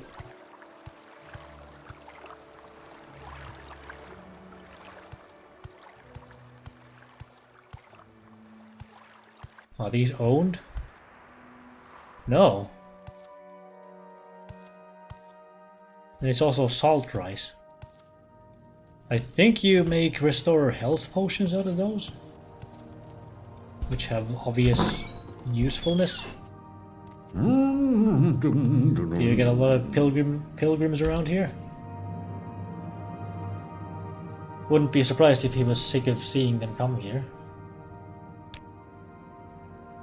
Oh, you're a Nord. Okay. Alof the Easterner, farmer. Great houses are always fighting each other in the Great House Wars. Prophecy, crap. Day of junk. So you basically have nothing of import to say. Okay. Swede. Twice. 3 times? Okay. We pretty much bombed his disposition, but he doesn't seem that important anyway, so... What did that book say again?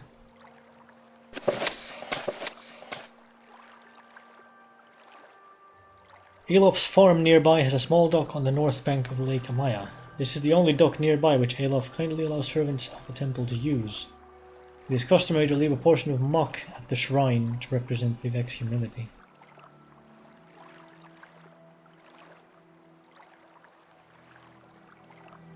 The shrine is between 2 rocks and most easily noticed while traveling east along the road. Elof's farm nearby has a small dock. So, find my way to a road?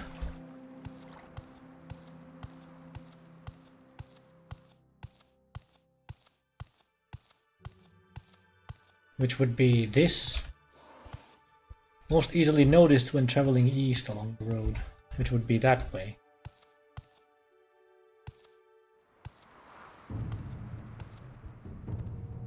Uh-oh! What the heck are you? You look like dinosaurs or something. There it is. That's probably what it is.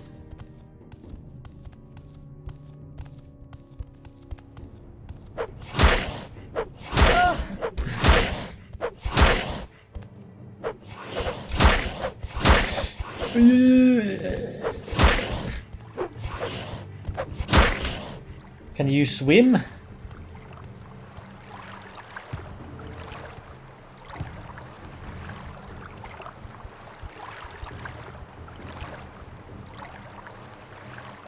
Go away. I have no idea what these things are, but I'm not waiting to find out. Oh, come on. Then I get attacked by fish. Not just one fish, but multiple fish.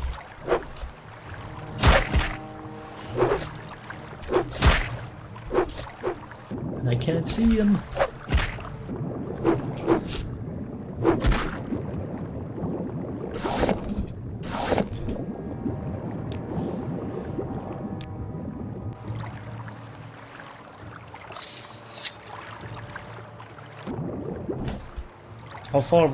How far away do I need to get to drop aggro?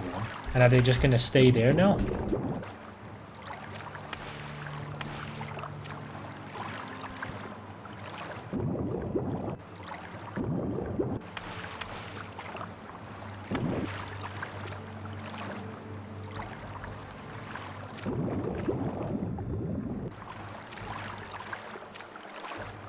There was an NPC on the road there as well that I kind of wanted to talk to. Acrobatics 7, okay. Sure. Oh, come on.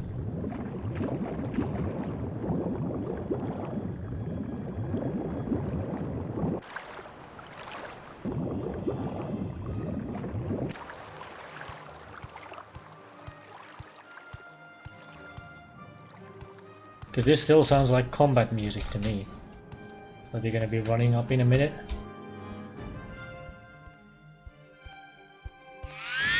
Yep, they are.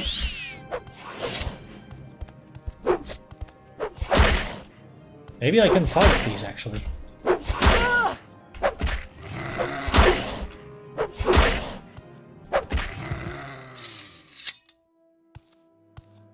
Mating Kaguti.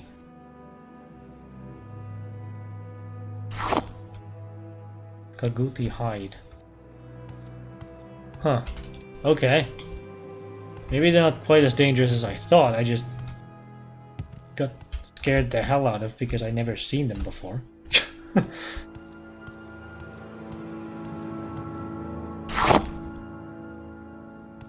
Let's just follow the road this time.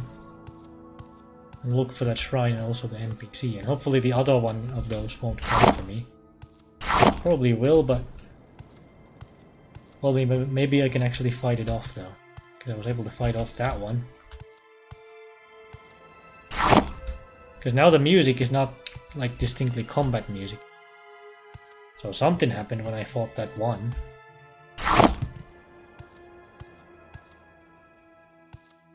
Okay, that's not a plant. Figured that might have been chokeweed or something, but I can't tell at a glance yet, can I?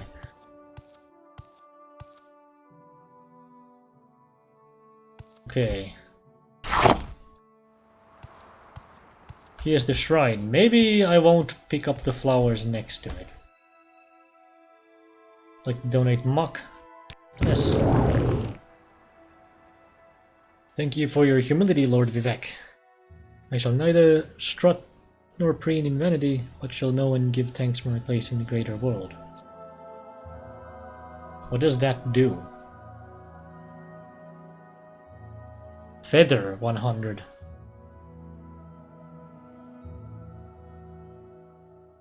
What's 100 points of feather? It's not... oh, it's neutralizing 100 points of my current carry weight. It's not adding to it, it's just taking away from what I otherwise would have. Okay. And also I seem to run faster now. But maybe that's just because there's less weight. Because I think that's a factor in your running speed as well, isn't it? Still haven't found a recipe to use heather for. I have a crap ton of it, seems to be easy to come by. In droves. So who are you? I'm curious. What is this about? Might you be of assistance? My friend is lost and I'm very worried about him.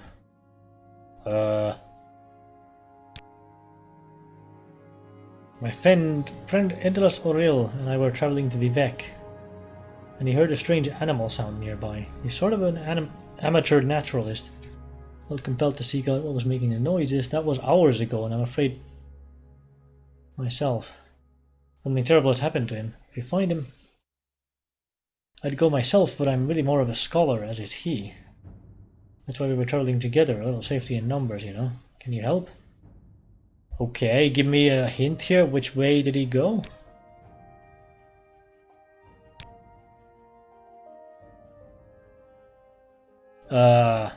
No?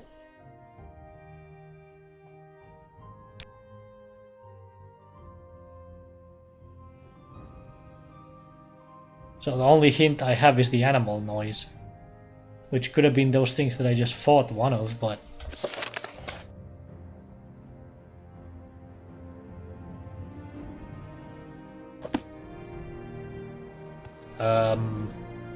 well... I have no idea what I'm looking for. Probably a corpse, but... wait, what's that?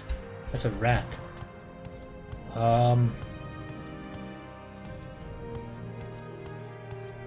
Maybe I can ask the farmer? Have you seen anybody come through here? Other than pilgrims?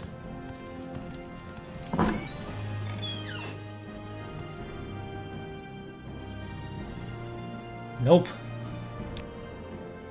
That's not relevant to anything. Okay.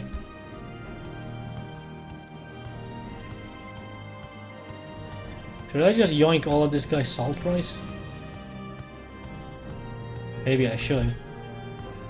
Because I'm pretty sure you use that for healing potions. Huh? What was that? Not seeing cliff racers or anything.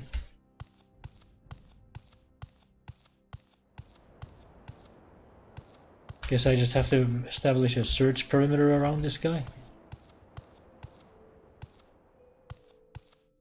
Oh wait, is the game trying to tell me that because he's standing next to this branch, his friend obviously went to this tomb for some reason? But the quest says he's a naturalist who went after an animal sound, so... Eh? That's not gonna be ghosts and zombies in there, is it?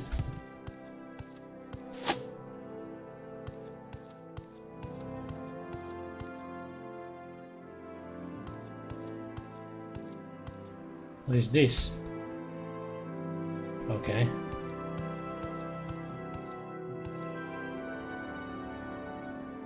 Well, let me poke my head in here. Let me poke my head in here. Okay, that's a ghost. I'm going the other way. I know I have the shock sword thingy from jumping, flying guy at the start, but don't exactly have a good way of recharging it if I start using it for stuff like that. And like, I also don't know how tough those things are, even if I did use the right tool for the job.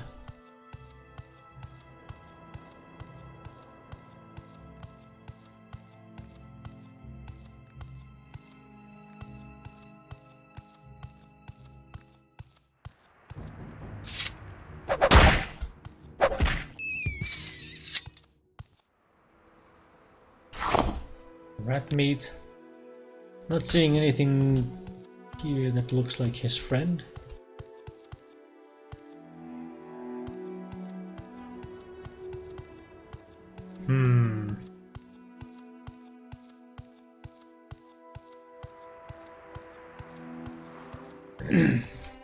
Maybe the hint was that he said they were going to Vivek, which should be... Is it technically down this road? I guess if the road goes around the lake, because it's down here. So he's trying to say that the friend went ahead, and I'll find him down the road or something? Unless it's on the other direction and it's somebody that spawned for picking up the quest, but I don't get the feeling that the game really does things like that. Like I should have already run into it if that was the case. That's unusual.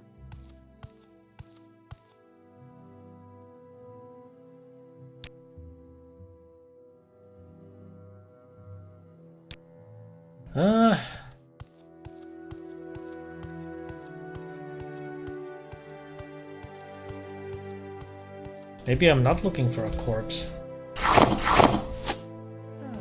Because the thing is as well, those two creatures that came after me, maybe that's what he heard, and I'm like supposed to trigger them after talking to that guy, and that's my clue as to where to look for him. And those two things were like around here somewhere.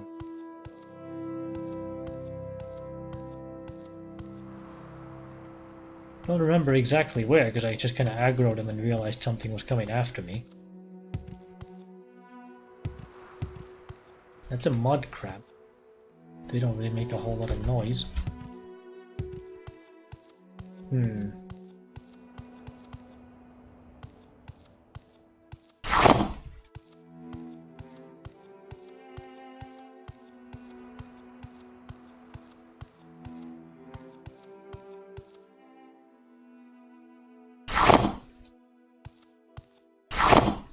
Black anther, willow anther.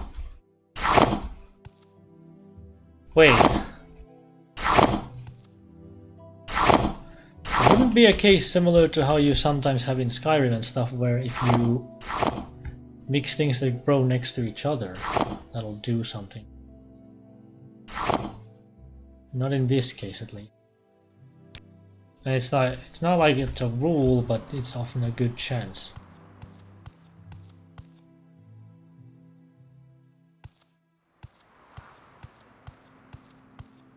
Oh, did I find them?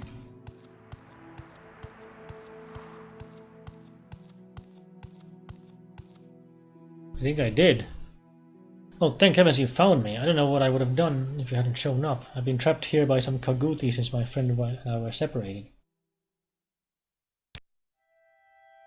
You met Thoronor then? I don't dare to try and go back while they're still prowling the area. Perhaps you can take care of them or find another way to get us back? Another way? Such as? Well, nothing comes to mind right away. I was hoping you would have a way. Cast a spell on you so they can't see you. Well, I can't do that. I'll try and get rid of those Kaguti.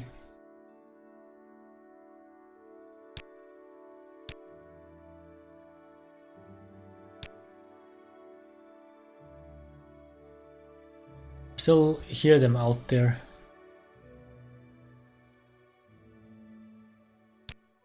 Okay.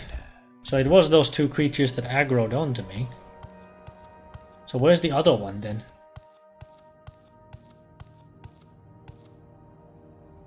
And I would assume it's just the two of them as well.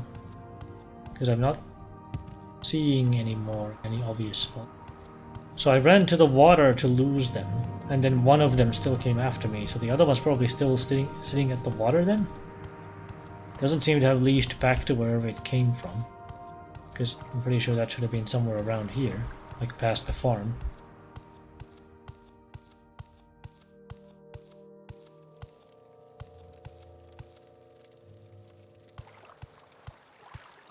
Oh, there it is. Because that's not the corpse, that's the live one. Hello.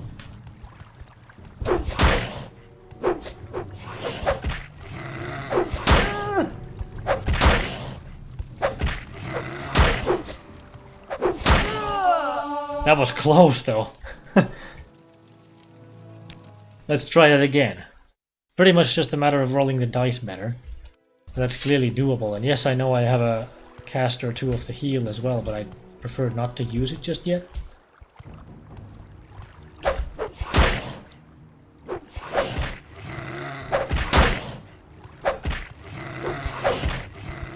There we go.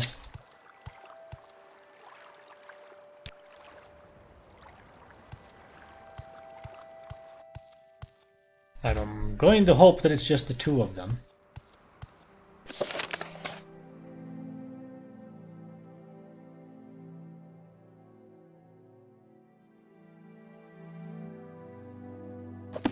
Doesn't seem to specify that I'm done with it or anything like that, so either my character doesn't know or the game just plain doesn't tell you. But the NPC seems to know, so it's not like you can like convince him to go anyway and then potentially run into trouble. From the way this seems to be playing out. So where was he? Back here?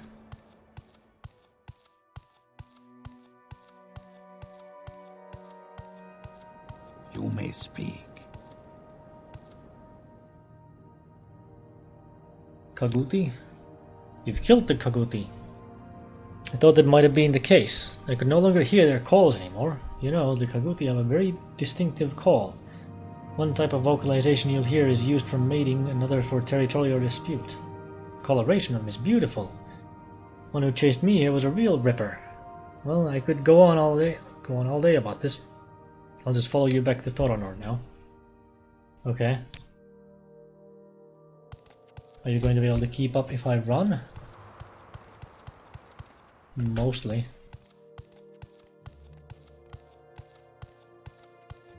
Probably should look where I'm going though. On second thought. I think I do actually end up creating some distance by running, just because I have that feather blessing on right now. Does it, by the way, say how long this is going to last for? It's not. But I think it said somewhere in a book or some... There was something in the game that I came across that said that blessings typically last for at least half a day. But maybe it was about a different kind of blessing, or maybe it's just a general rule about all of them. Because there seems to be a bunch of shrines and altars where you can get different blessings. Either for money or for other offerings, like in this case. What is this about? Ah, you found my friend. Wonderful. Thank you so much. Can't tell you how much this means to me. I'm afraid I don't have any means to give you a reward, but this amulet may help you in your travels. It's helped the two of us out on a number of occasions. Take care. Amulet is slow falling. Can I ask you about the ghost gate?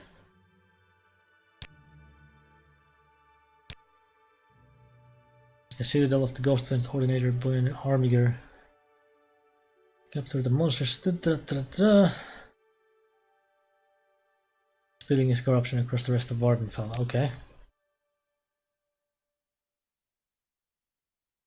Well, that sounds useful. Where is it?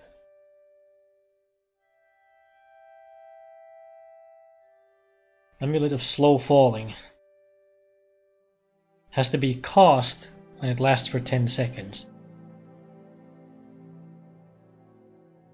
But it's got a really high number of charges. Wonder how many charges a single cast takes though. Huh.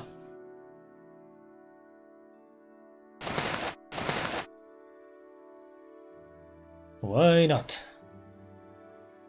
Cost charge 47? Oh wow. Isn't Slowfall completely worthless to have magnitude on though?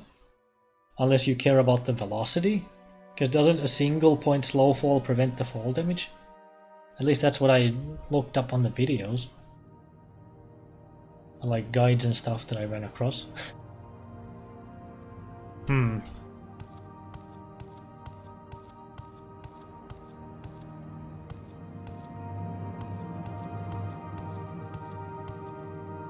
So where does this road actually take me if I keep going?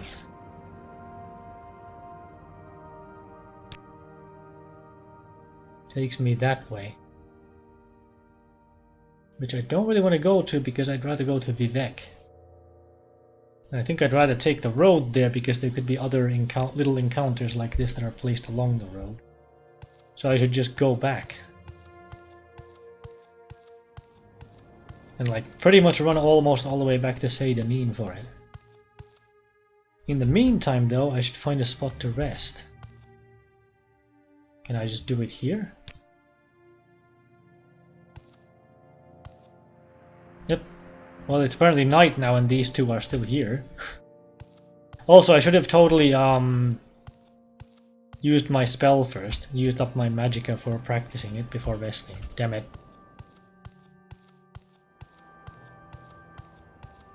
That would have been a little optimization that I could have just done. And it's not like I didn't have a reason to use it because I was damaged. But oh well. Speaking of which, I only have the one hammer on me. I notice my armor value has dropped down quite a bit. Yeah, my stuff has taken quite a bit of damage. This is low enough to repair even, I think. Succeeded. What about this? Failed. Okay. And maybe that.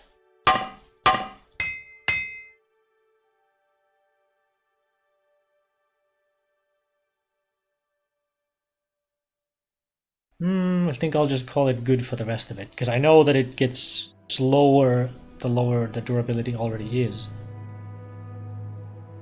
Or so I've been told. Or what I looked up. Wow, that levels slowly though, goddamn.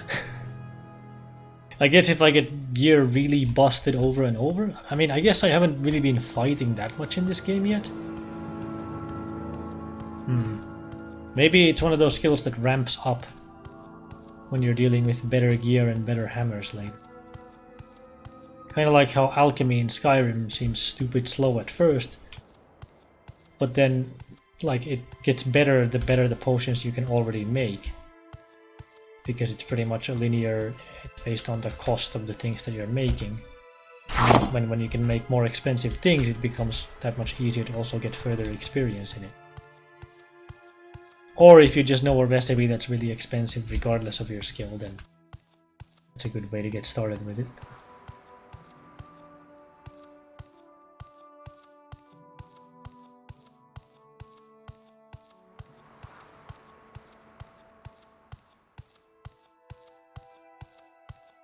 This is a familiar looking crossroads.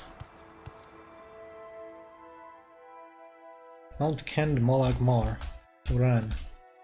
Almora Ghostgate, Pelagiad.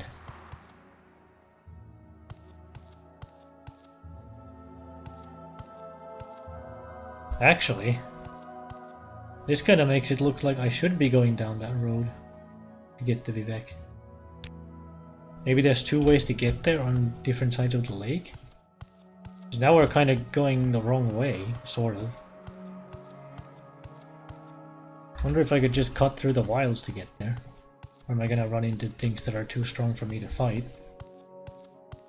Because it's just gonna be the lake here, though.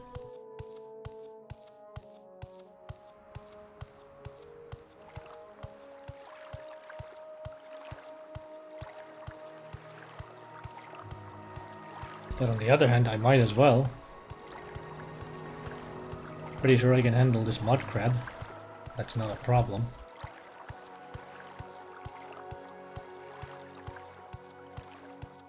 Well, it looks like it didn't even aggro at that range. So, okay. We got a rat here.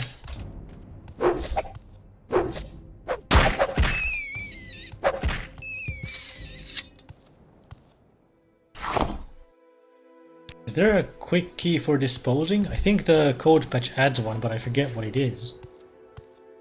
I need to look it up somewhere, I guess. Pretty sure it adds one. This kind of looks like a footpath or something. Maybe it's not, though? Maybe it's not.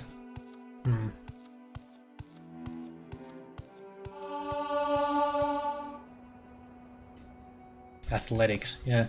The way I'm playing, it looks like I'll be cranking my speed a lot early on, and you know what? That's fine. That's kind of what I picked athletics as a major skill for, so that it would level pretty quickly.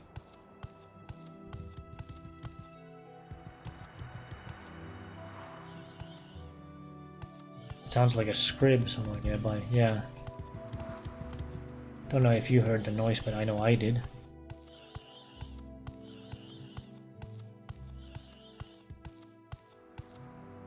Okay.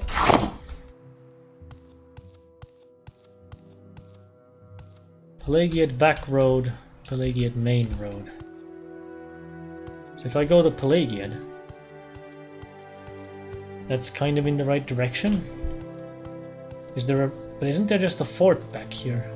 The road doesn't actually go through the place, does it?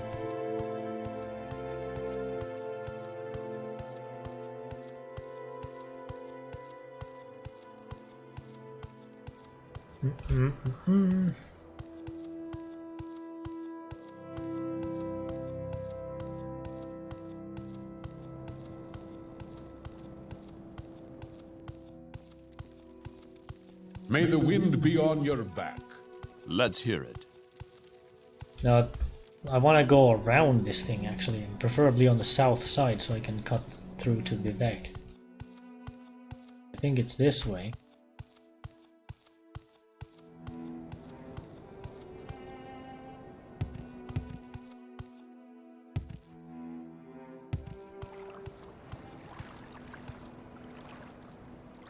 Well, this looks a bit different.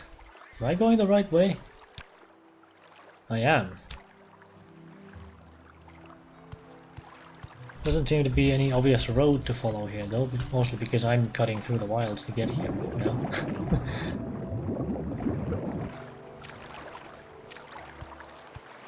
Can I collect these? Whatever these are. Marshmallow. Ah. I'm running into different ingredients now because I'm sort of in a different part of the continent, island, whatever. I guess it's an island, Vardenfell.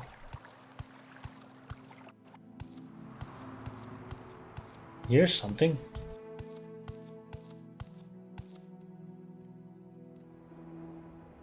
Sorry, it's a cough there.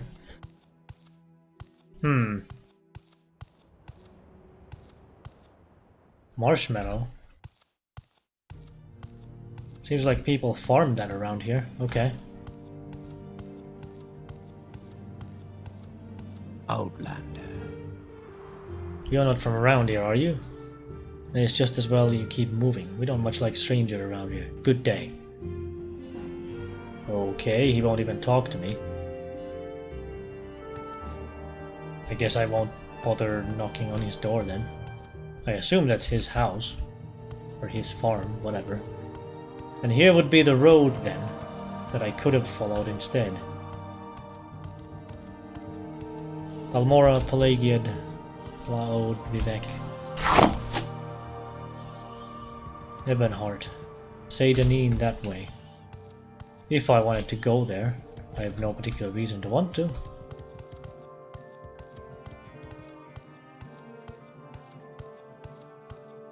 Oh! Aren't these netches or something? Because they look like a silt strider, but they aren't. Because they actually fly around. Bull netch. Wonder if you can take those down with a melee weapon or if you need to shoot. Not that there's really any reason to attack, considering they're just hanging out, neutral. Wonder if there's a creature like that somewhere where it's a crime to attack them? Because they're like somebody's owned cattle or something? What are you?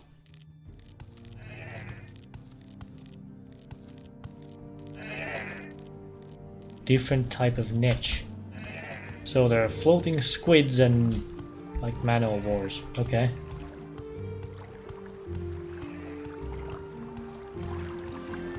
Interesting winding road that goes to Vivek.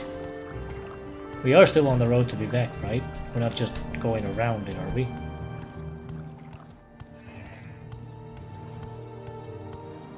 Pretty sure it's to the south of here now. Yep. Where does that go? Nothing in here tells me where that goes.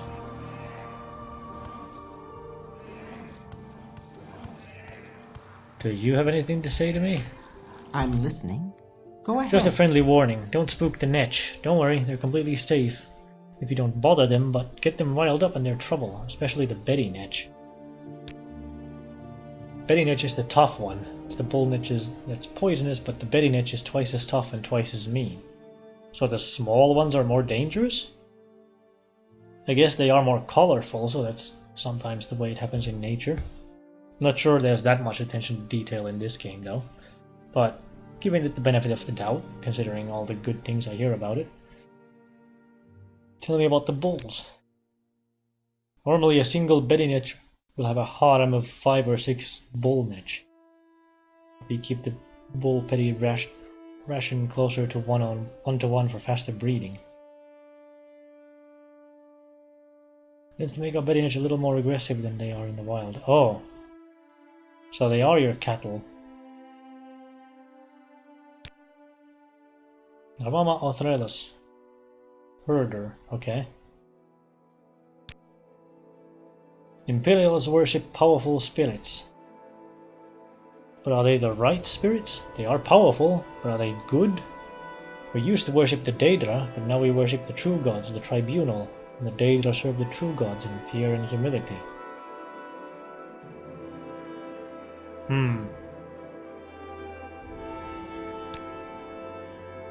If you want to improve a skill you're terrible at, it's worth paying for a little training, just to get you started. Sure, you can teach yourself, but it can be slow and frustrating. No kidding. If someone attacks you first, you have the right to defend yourself. If someone doesn't attack you first, you're going to break the law if you attack them. This I actually looked up. If you can like use a rage spell or something to provoke someone to attack you, then that basically counts as you're allowed to kill them because they attacked first. There was some like weird mechanic like that in the game that you can take advantage of if you want to. So that sounds kind of funky. Not really the kind of thing that this character will be experimenting with. Wouldn't really make any sense for them, the way I'm playing her.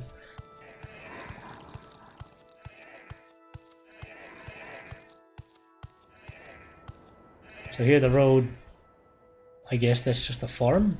And I should go this way if I want to go to the city. That's what it looks like to me anyway. Even the minimap now tells me Vivek, so I'm in the area, I guess. Because I know it's a bunch of pyramids over the water, so I'm better off following the road because it's gonna, like... Yeah, exactly, this is what I mean. I'm going to need some kind of bridge or something to even get in. I'm not just gonna climb the walls and swim, not really. Well, I guess there are bits like that. Huh, I forgot about that. Okay. Well, here we are. So, I think that's where we'll call it a stream for the night, looking at my time. And next time, we will go to Vivek and do a whole lot of walking and talking and probably not a lot of fighting.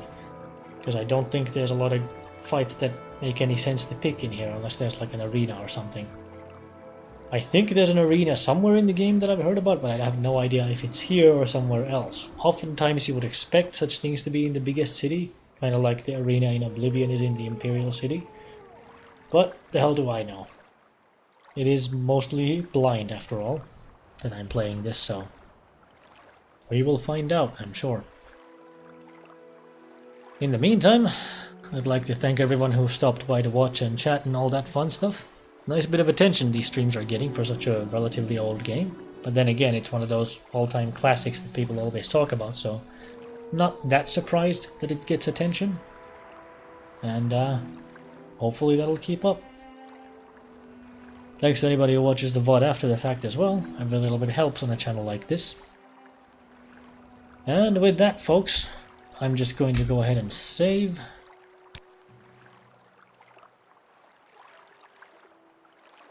Go ahead and double up with the quick save. And from there, as always, I'd like to wish everyone an excellent evening. See you next time.